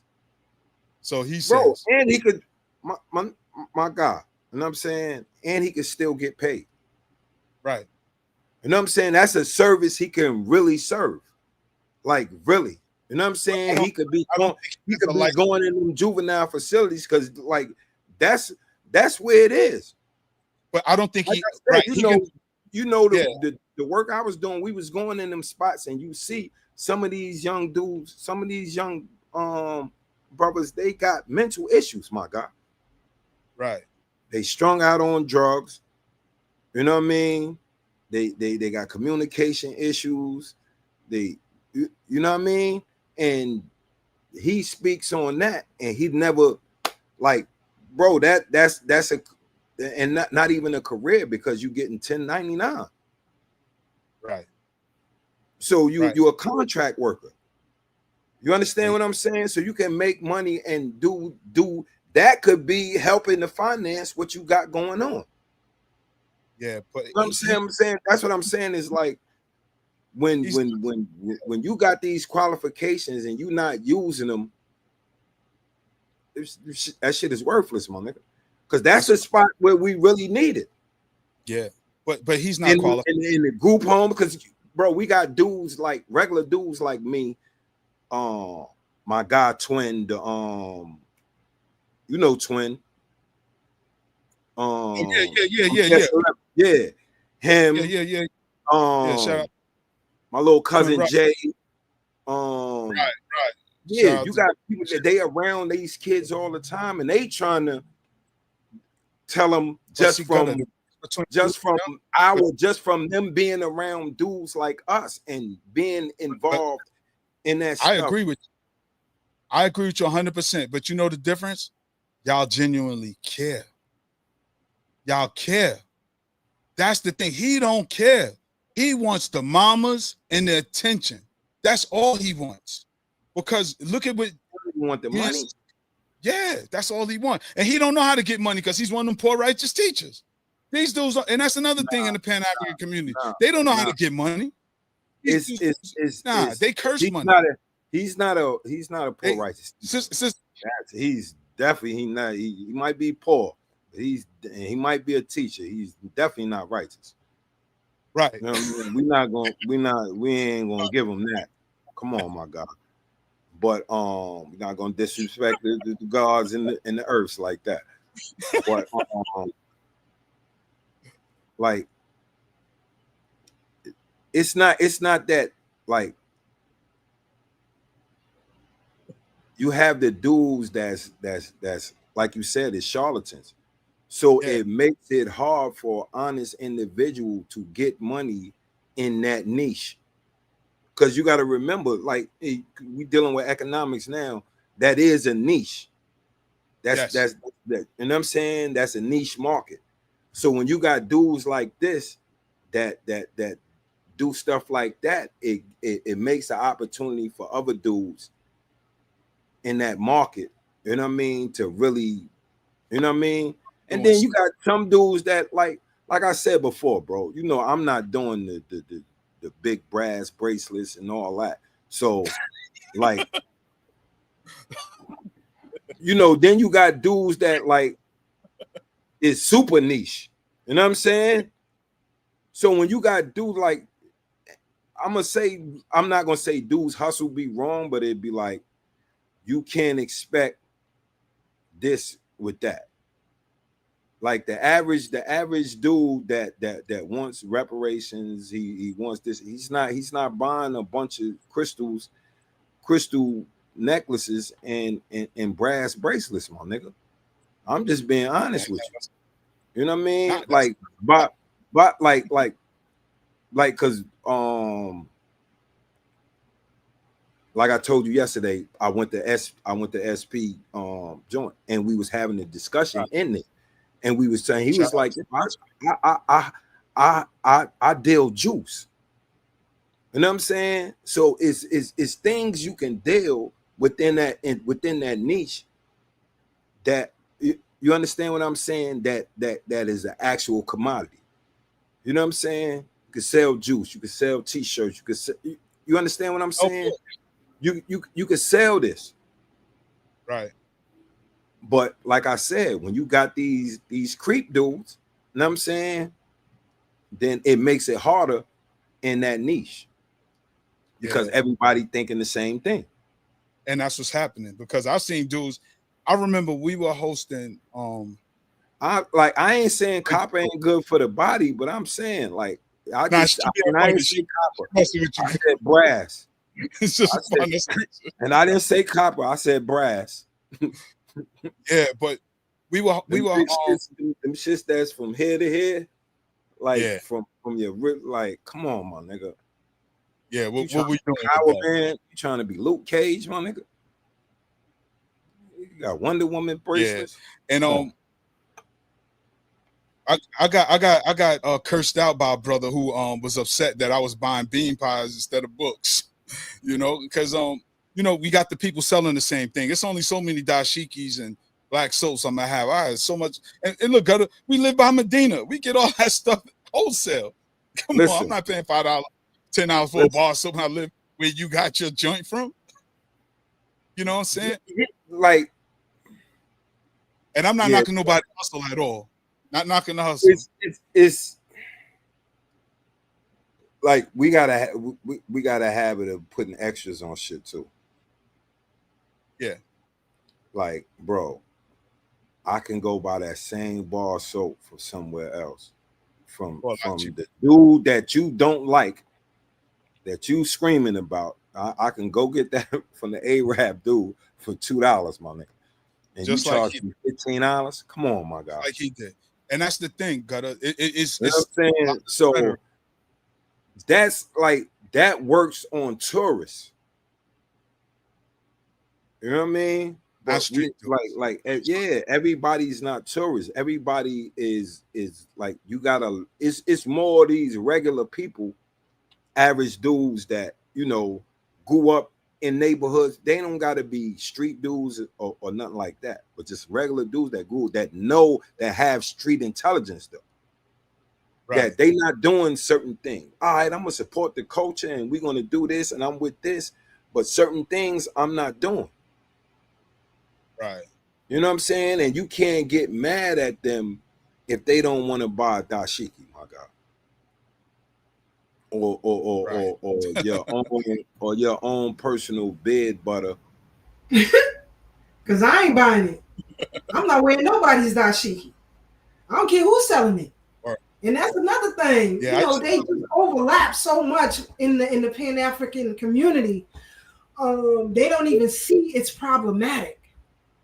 You know what I mean? Yeah. And that's one of the directions I was trying to lead UAM out of. Some people got it, but a lot of people feared it and cursed it, actually. So, for example, I know how to use things for a particular goal. I might not like black shirts, for example. But if I have to use black shirts as a goal to build that party, then that's what the hell I'm going to do. But I have to do those black shirts in a way that people who already have black shirts will want that black shirt that we selling, because it's different than them other people black shirts. That's the genius of marketing. And so when I was put in a position of leadership in UAM, and I was put in leadership under different umbrellas, because remember, the UAM had weekly forums, was one entity. The other entity was the Freedom Party, and the other entity was the Freedom Retreat for Boys and Girls, right? So you have people like Karen Mason out of Atlanta who really pushed fundraising for the Freedom Retreat. That was her job. So she was able to get people like Prince, Michael Jackson, Mary J. Blige, Tashina Arnold, all of these folks to support the Freedom Retreat for Boys and Girls, right? And so we handled that element. Now, when it comes to progressing, right? Because look at the folks in the Pan-African community. They all dress alike. They look like they from the 1960s, and it just looks ridiculous. It's not appealing to youth. And so when I said to Mrs. Maddox, who had enough trust in me that I knew what I was doing, right? Based on her working with me from the Freedom Retreat. When I started working at the Freedom Retreat, I went there to volunteer because my daughter was going to be one of the campers. So I don't care how conscious it is. I'm going to see where my daughter going to be at and make sure she going to be all right. That's just being a parent. And so when I volunteered, the work that I did that first summer, she was highly impressed with. And so the second summer, she turned over the keys to me. And she said, now you the assistant director. My job is to write checks. I have enough faith in you that you know what you're doing here. That was just in one summer. So I didn't put myself in leadership. She did. So when I told her, we're going to bring in speakers that you may not be comfortable with. However, these speakers have a huge following and they have a youthful audience. I want you to trust me so that I can rebuild UAM. She said, go for it. And I did. Me looking like X-Clan. Yo, my bad for cutting you. Right. B4 Avengers, right.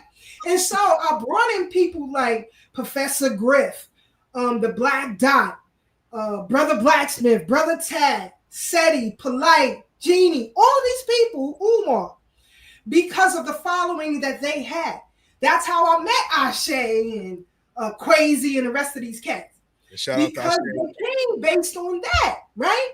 But then when they got there and they saw what UAM was really about, they kept coming back. I had to use what Adam Clayton Powell would say, use what's in your hands. So I did that. And then once I did book those particular people to come in, they would hit me back. Even King Simon, I booked King Simon too.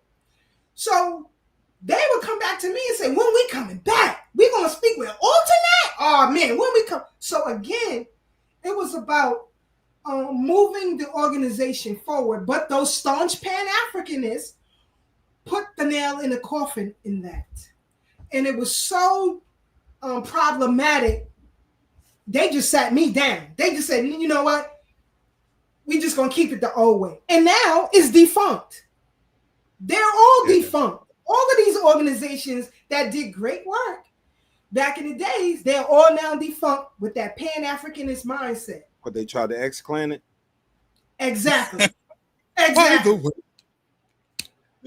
Protected by the red, the black, and the green with a key. Sissy. Yes. And you know who said something? Dr. Patricia Newton. When I booked her to come in for UAM, when I booked Dr. Patricia Newton, and she had been there years prior before I came up in there, and she said, and I quote, "Let this young lady take you to where you need to be. If y'all keep gatekeeping what you have," this is what her words, "all of you will be destroyed, and you will be a tool for white supremacy because you allowed it to happen." I guess nobody heard that message, but she definitely said that. Yeah. Sister Keisha, I want to show the video too. But before you go, that's the thing, is like, even with us, once we see some people that's way younger, and I ain't talking about people in their 30s, I'm talking about people in their 20s and teens. When we see that they have that ability to take the mantle, that's when we supposed to step back and just advise, because they the ones that's gonna draw the people of their age group. Like, it's not gonna be us that's gonna pull no teenagers. Like, let's be honest. It's the teenagers that's gonna pull the teenagers. Yep. Doing the work with the you know, the anti-gun violence shit is you trying to talk to somebody that could talk to the younger cats, or that the younger cats have enough respect for, that they'll allow you to talk to them. You understand what I'm saying? So it has to be that situation where that's what we got to untie that disconnect where we have from the younger, from generation to generation. And Gutter, we about to show the people how they can do that, because this is one of the things we did to get the young people up in there.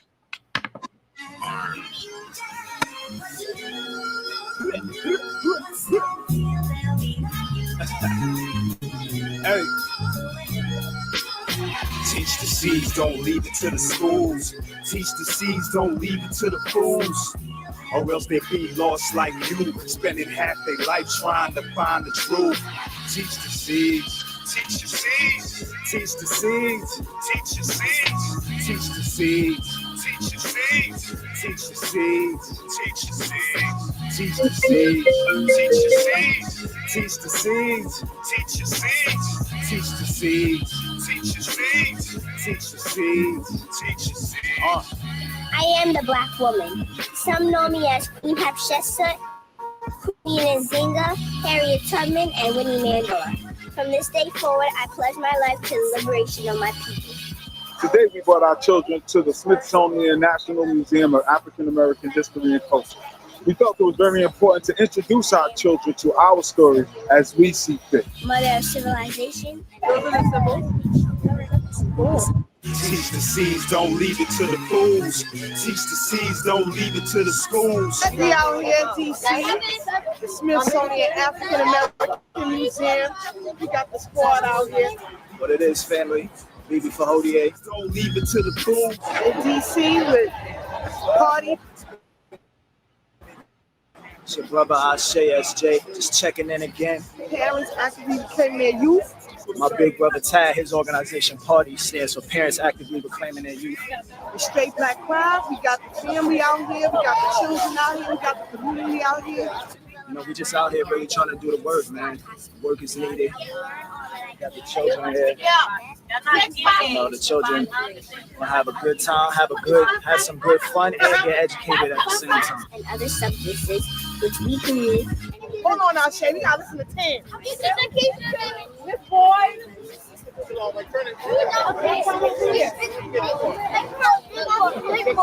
Sister Tammy right here, this is a beautiful person putting in a lot of work for our children. Absolutely. Ashe. 5 o'clock. Be looking at the exit to get on the bus. Okay? At the same corner. What time she said? Yeah, same corner. 5 o'clock. You know what I'm saying? But the brother Tad let me know, like, yo, we doing this for the children, so I'm out here chaperoning. Yeah, everybody's here. And enjoying it myself, man. You see this right here? Gotta watch the baby. Don't leave nobody. Hold up. Don't leave nobody. We good. Somebody was gonna have to call an Uber. Don't leave it to the fools, or else they'll be lost like you, spending half their life trying to find the truth. Teach the seeds, don't leave it to the fools. Teach the seeds, don't leave it to the schools, or else they'll be zealous like you, spending half their life trying to find the truth. As soon as we touch the road, you know what I'm saying? The ancestors was with us because it got sunny. You know what I'm saying? Teach the seeds. It's time to say go for. It's time to go back. It's time to say go for. It's time to go back. So we started in the basement of this museum, started with the kidnapping of the African people from the continent of Mother Africa, and then through the Middle Passage.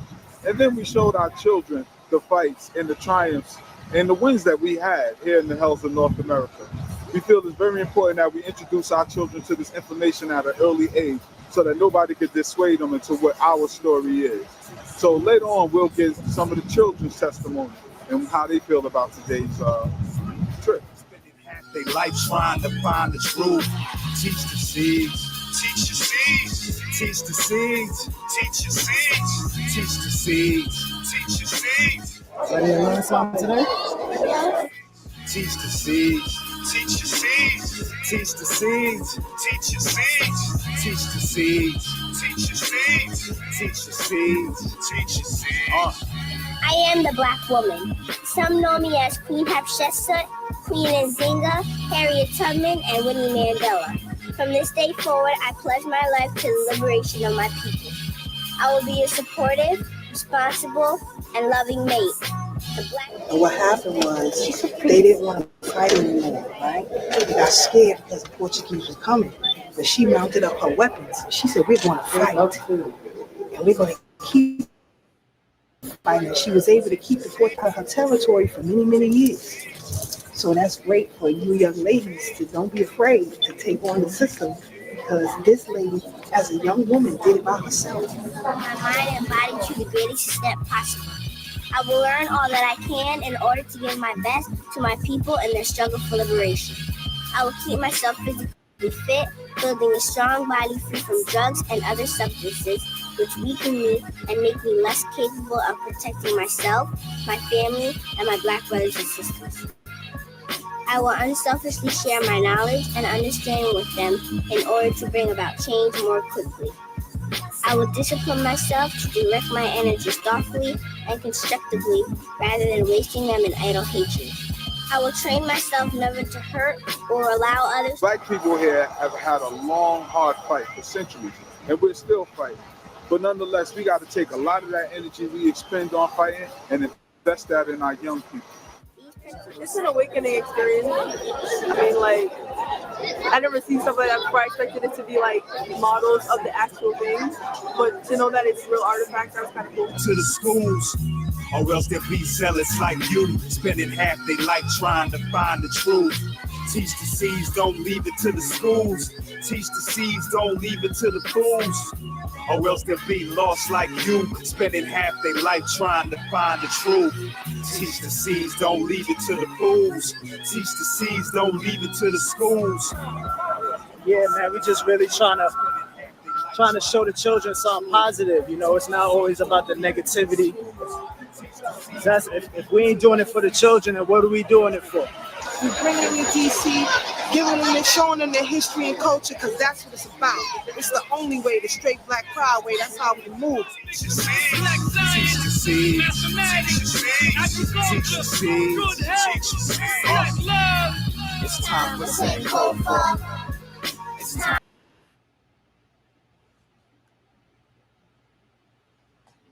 Where these people's works at? Where they works at? That was fun. Where these people works at? Where your works at? It's non-existent.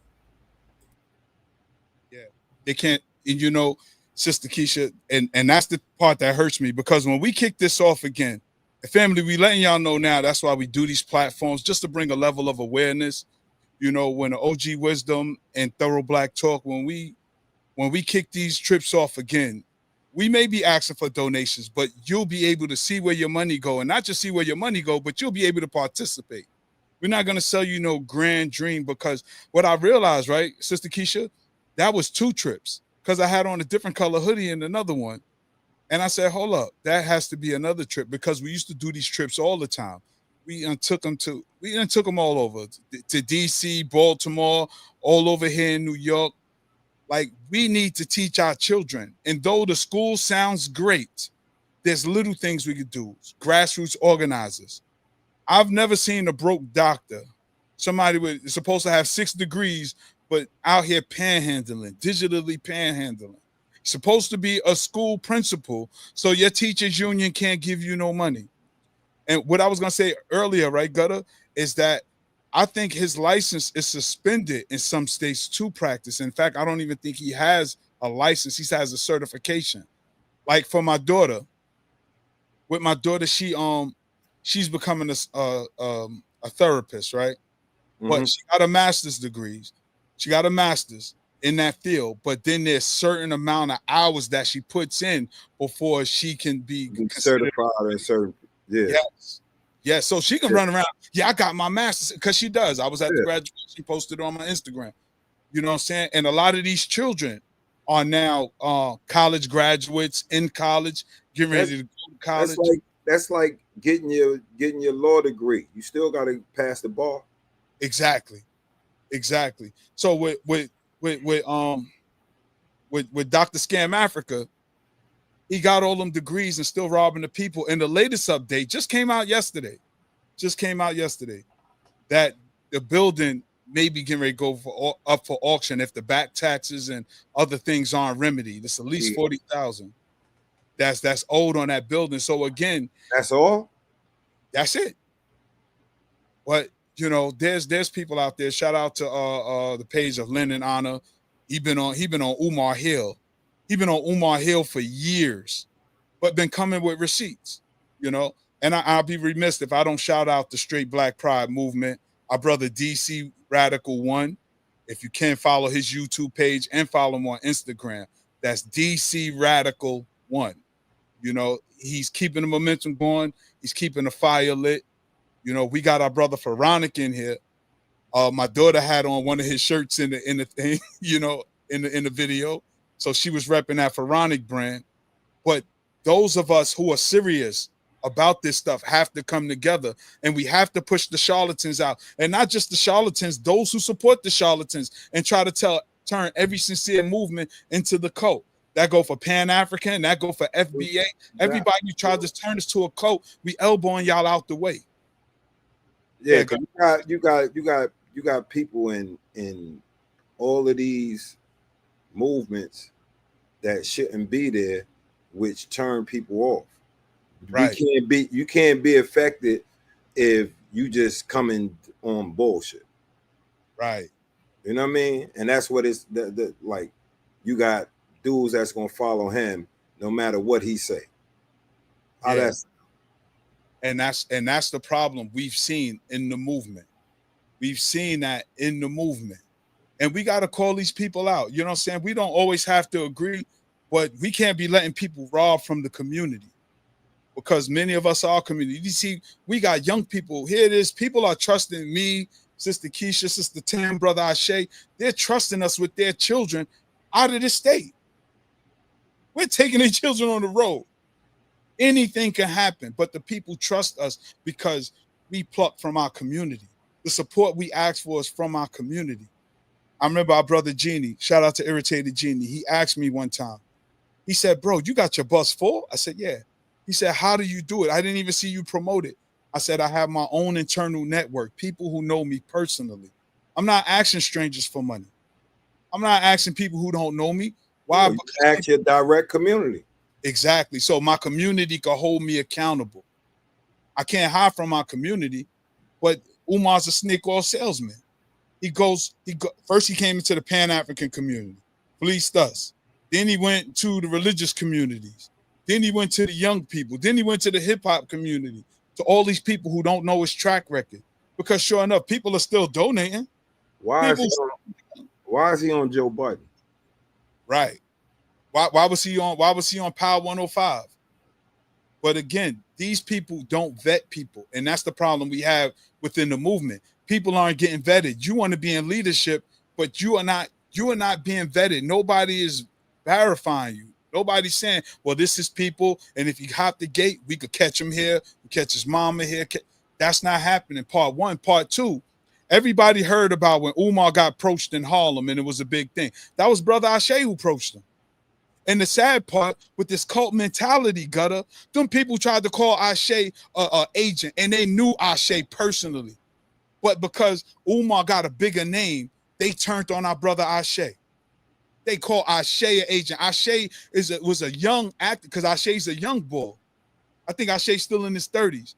Ashe was a young bull that Sister Keisha brought in from the United African Movement, who came to do the work. So he asked Umar, what's up with the school? He gave money too. And people are not scared because Ashe is from the start. Ashe from the start, just like us. He from the other end. You know what I'm saying? So here it is. He see Umar, he stepped to his business. Anybody scared of him? I give you some money. I want to know about mine too. Exactly. Because see, he can do that with, like Sister Keisha said, them old heads in the movement. He could play that game with them. Ashe stepped to his business. One of the things I love about Ashe, though, because he know he got to. He know he got a temper. Like y'all got to. We old heads. Like yeah. Don't get that twisted. Like we old heads. I earned all the old heads is not going for that, my nigga. Right. We talking about the old heads, the ones who was going for our elder. The Pan-African cultists. Those are the ones who keep pushing him forward. Pan-Africanist cultists. And I'll tell them to their face, that's what they are. Yeah. And that's the thing. Brother Pharaoh said, Umar blocked me because I told him to get off social media and go see about your daughter. Yeah. That's another thing. Here you got your daughter crying out. You want to be a child psychologist and a principal for my children. You want to be active in their life and you're not even active in your own? And you bugged out. Social media with your daughter. Right. Like who I'm not beefing on social media with nobody, but like who does that with their children? Your daughter and your father and all the women you've been intimate with. Because every time it comes out, you're disrespectful. You don't even say, yeah, we had a little something, it didn't work, or that was my sneaky link. It's my bad, my community, but I'm still a human, I'm still a man, I still got needs. You don't take no ownership. You don't take no personal responsibility. And yo, gutter, this is the shit I tell my children. I remember one time, I think I told Lil Tad take out the garbage. He's telling me what Kevin didn't do. So I didn't ask about Kevin. I'm telling you. Don't tell me about your brother. I'm talking about you. I'll deal with him. But why didn't you do what you were told to do? And that's when they were children, But we teach our children early, personal responsibility. Worry about yourself first. Make sure you do what you got to do. Then you can challenge somebody else. But we see this grown man, his father can't even talk to him. Your daughter's crying out and crashing out on social media. And instead of just pulling up saying, baby, this ain't for social media. Let's talk. Give me a hug, da-da-da. What you need from me? Because she said all she really wanted to do was meet her other sister. So that's crazy that he didn't even have his children together. You didn't even. So you don't qualify to be in nobody's life, raising nobody's children. You keep saying you're a school psychologist, but you look more like the school jester. And nobody's calling it out. And this especially with them problem.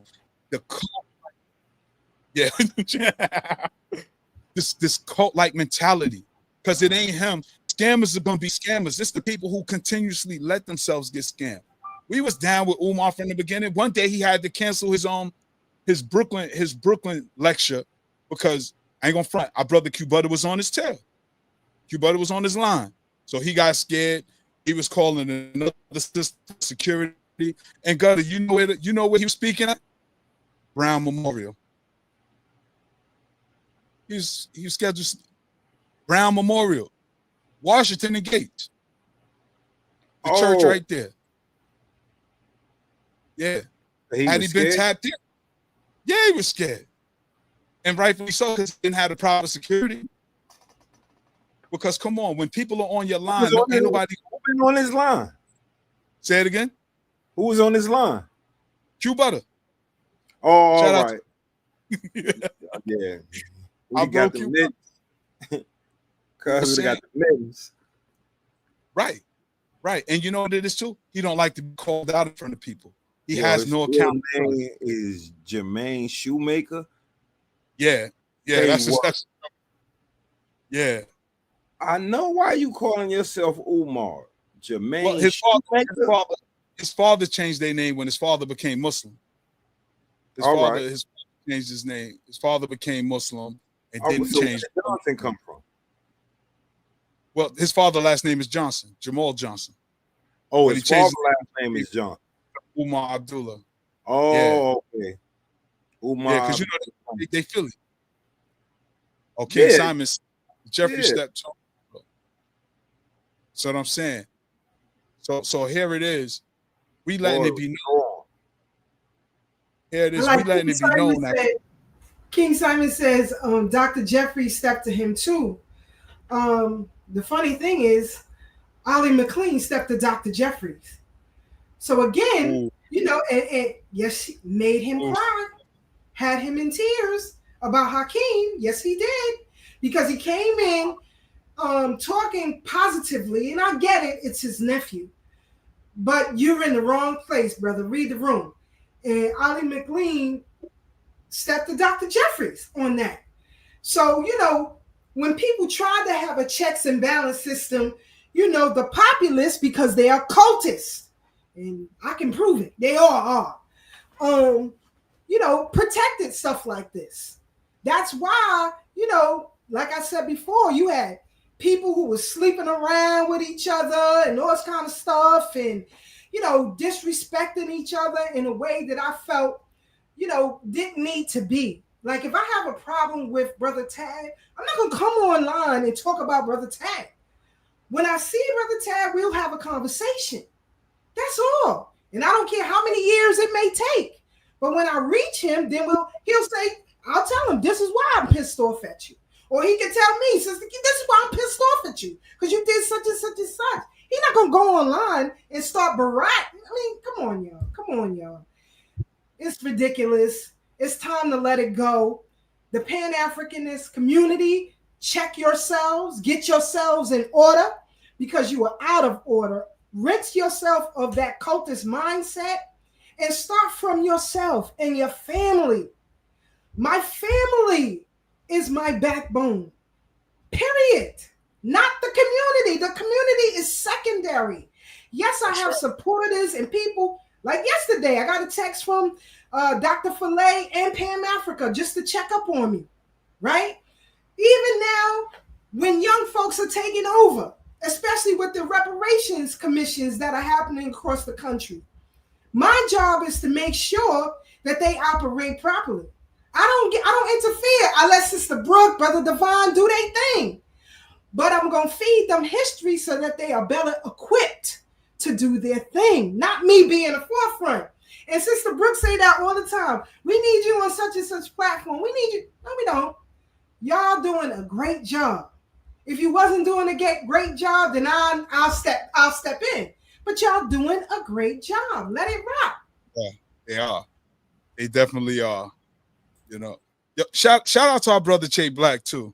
Facts. It's so much, because look what he put. And we old school heads that remember it. He said, "Ooh, anybody who still roll with him after that fake phone call ordeal is a sucker." For those who don't know, Umar and Seti was beefing. Seti was somebody who used to be on the lecture circuit. He has a channel too, if y'all should feel inclined to check it out. And Umar was acting like he was on the phone with the goons. So he's like, yeah. Nah, don't worry. I got this. Bring. Like, oh, shit. And he put the phone down. Gutter, he acting like he talking to somebody, and then the phone rings.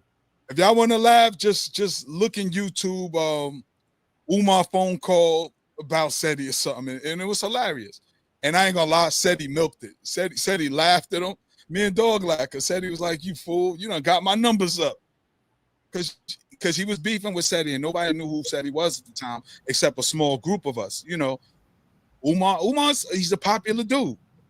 And the reason why, and I want people to know that this isn't a direct attack on Umar per se. It's just he's the one in the hot seat right now, because we was on Polite's line, we was on everybody line, we was on Seti line too. Nobody was getting away with nothing. Brother Jeannie was on Dr. Ray Hagen's line. Like, people were calling people out for things that it's not in alignment with what we say we represent, and rightfully so. And we got to get back to that, family. We see this political climate that Sister K Fighter gave y'all. She gave y'all the instructions to divorce yourselves from these political parties so we can establish our own party. All right? Divorce yourself. Go to vote.org or tune in to Thorough Black Talk every Thursday at 8 p.m. to check it out to get your proper instructions. But we got to put this family back together and make a community again, because what everybody is a cult. I got African brothers, I got Caribbean brothers, and we're constantly having these conversations about Pan-African and FBA. I've always been FBA. I've always been. I can't change my lineage. I can't change who my grandparents are. And if y'all seen in the video, that video was about 5-7 years old. We were telling the children back then, find out who your family is. Learn your bloodline. Learn your family history. That's all delineation means. Find out who you are so you can identify yourself. And from please go check out Lyndon Honor. He got tons of videos for hours, but his interview with Umar's nephew. Umar may got some Jamaican on daddy's side. I gotta finish that interview. Those interviews be like 3-4 hours. But so part of his family may not be FBA, and I don't know. It's so much unfolding with this dude. He's losing the building. He's been lost his mind. He's losing his child. And it seems like his father's the only one with sense, but he don't want to listen to his own elder. So how does he fit in the movement? What's his place in the movement? He's the goddamn clown. And we got to call him out as such. So family, if you support Umar, ask yourself, is it for community or is it for the cult following? Because if I catch any of y'all at that goddamn cookout he throwing again, I'm throwing eggs and rocks at y'all.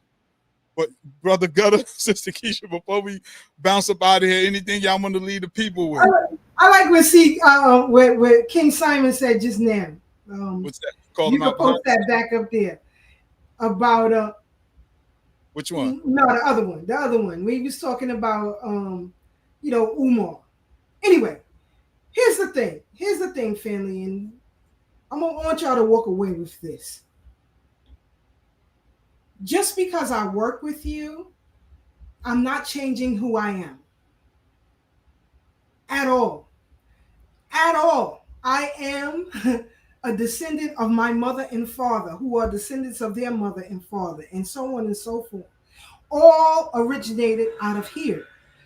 When you have issue with people, do not go online and have arguments and things like that. It's very childlike and it's ignorant. Brother Tad, he knows I have an issue with a particular person. But you never, ever heard me online disrespect that person, call that person out of their name, talk about their family. I've never done that. But when I see that person, I'm pulling up and it's going to be a conversation. That's it. This is how you have to operate. Like I said, you never saw Dr. Amos Wilson and Steve Coakley have a discussion, a disagreement, but it went down. But it was behind closed doors with two men. You see what I'm saying? And when they came out into the community, they did the work for the community and they went home. The idealism, it is a precursor for cultism. Never idolize anybody. Never idolize anybody but your creator and your mother and your father. Because if you continue to honor thy mother and thy father, your days will be forever long. It's unfortunate that some of us get caught up in fanfare, or as Brother C. Gutter says, this internet matrix world. Get caught up. Remove yourselves from it. Remove yourselves from it. Do work where you are. Start with your family. Do your aunts and uncles rely on you? Do your nieces and nephews come to you for advice? Do your cousins rely on your expertise in your family? If not, then you have no business in the community leading anyone, because that's your backbone. That's your bread and butter. And if the bread and butter ain't melting and mashing right, it ain't gonna taste good. So please, family, stop idolizing folks. Do the work that is necessary. Support people who are really doing great things. As Brother Taz said, when party comes back, I want to see all y'all. Bring us your children, your grandchildren. Some of the kids in that video, my niece Ryan, Brother Taz's youngest daughter, they about to go to college now. Do these children have respect for you? My daughter at the age of 12, when Umar first came to UAM, and my daughter's 30 now, but at the age of 12, my daughter looked at me and said, he's a liar. Straight like that. So again, just do what you can where you are. If that's not your calling, then support those of us who are doing it. You don't have to get out there. We'll do it. Bring us your children. I got it. I got it. From here, I got it. So know what your position is, know what your capabilities are, and work within that. So peace and blessings to all of y'all. Pan-Africanists, change your mindset because you are a cult operation. And maybe we can avoid things like Umar Johnson in the future. Thank you, sis. Brother Gutter, what you want to lead the people with? We just gotta have discernment. That's that's the thing. People, you got discernment. You know who good for you and who ain't if you really discern it. You know what I mean? And like she says, like that's the problem, is like people looking for them messiahs and they start following this dude like he the end all and be all to everything. Right. And and he literally said that. But, he said, but that be our problem, is that this is what, as a whole, not everybody, but we looking for that one person that's going to save us. Yeah. When it takes a collaborative effort. Everybody collaborate. Like I said, wherever you at, you do your thing, and we come together because we have like minds. And we always gonna push for our liberation. So if you pushing for that, you don't gotta go get 1 million people. You know what I'm saying? Because the like-minded is gonna connect. Excuse me. You know what I'm saying? Nah, that's what it is. So, family, we thank y'all for rocking out with us. Like, subscribe, share, send it to Umar. Show him what it's like to work with young people. And look, we ain't even scratched the surface of the work we put in, but I definitely want to shout out the usual suspects, the people who've been rocking with us heavy. Welcome to all the new people. Shout out to B4 Vengeance, Sister Aruba, Sister Farnessa, Sister Anusa, King Simon, our brother Pharaoh want to check in. Of course, SMD 97 show. V4 Vengeance, my man, great God. Yeah, Sister Brooke. Everybody who's rocking out. Che Black, that's our bro. He's been with us from the beginning. He's our cameraman and everything. Whoever JB Mile is with the mask on. JB Mile, all of y'all, Umar Johnson. We on Live Nation. My guy New York that been cracking jokes on the side all day. Shout out to you. Yeah, but you just come back. Long as you subscribe, bro, you can troll all day. Yeah, you know what I'm saying? We might have a Sunday for trolls where we just get wrecked in the joint. Yeah, right. But you gotta be like, if you cracking jokes on me, let me see a picture of you. Yeah, right. That's what I'm saying. Let's make it even. You know what I'm saying? If you're gonna crack jokes on me, let me get a picture of you and see how that return fire look like. Yeah, family. But again, we working behind the scenes to launch off our youth group again. Hopefully, y'all join us if you in the tri-state area. If not, hopefully you can donate to us, because we do feed the children. We also sponsor children who family may be in financial hardships and can't afford to pay. And I definitely got a shout out to 100 Blacks in Law Enforcement and the African Village Research and Cultural Center of New York, who have always sponsored children. So sometimes we'll get a woman with 2 or 3 children, and we'll tell them, yo, 2 of your kids' seats are paid for. We were able to do things like that as well because our family trusts us, and hopefully you'll learn to trust us because we come here with authenticity. So that bozo was in 100 Blacks in Law Enforcement, right? The mayor? Yeah. Yeah. But he I don't think he ever donated to us. We be having strikes against us, my nigga. Yeah, and that's why we gotta get them out here. Niggas like that. That's why we got to get them out here. Niggas like that. You know what I'm saying? Like, you got to think about it. Like, cultism is strong in America, bro. Yeah, it's strong. Like, look at Orange Man. Yeah, his people, like, he got the Epstein files and everything, and they like, it's all right. And they're not letting them go. Yeah, so yeah, the America is different. But family, don't join no cult. You get it with the movement, make sure it's solid, make sure that you vet whoever it is you following. So y'all stay up, stay blessed. Oh, check us out every Thursday. Me and my sister K Fighter, every Thursday, 8 p.m. on YouTube, Thorough Black Talk Worldview. Write that down. Thorough Black Talk Worldview, where we go in more. Yo, shout out to Lynn and Anna, Afro Spengali, everybody who been putting their foot on old like, boy. share, subscribe. You know what I'm saying? And everybody who's just really calling out the falsehood of what's going on in our community, because only we could get these people out of here. So like, share, subscribe. Y'all stay up, stay blessed, stay true. Catch y'all back there next Sunday. Peace.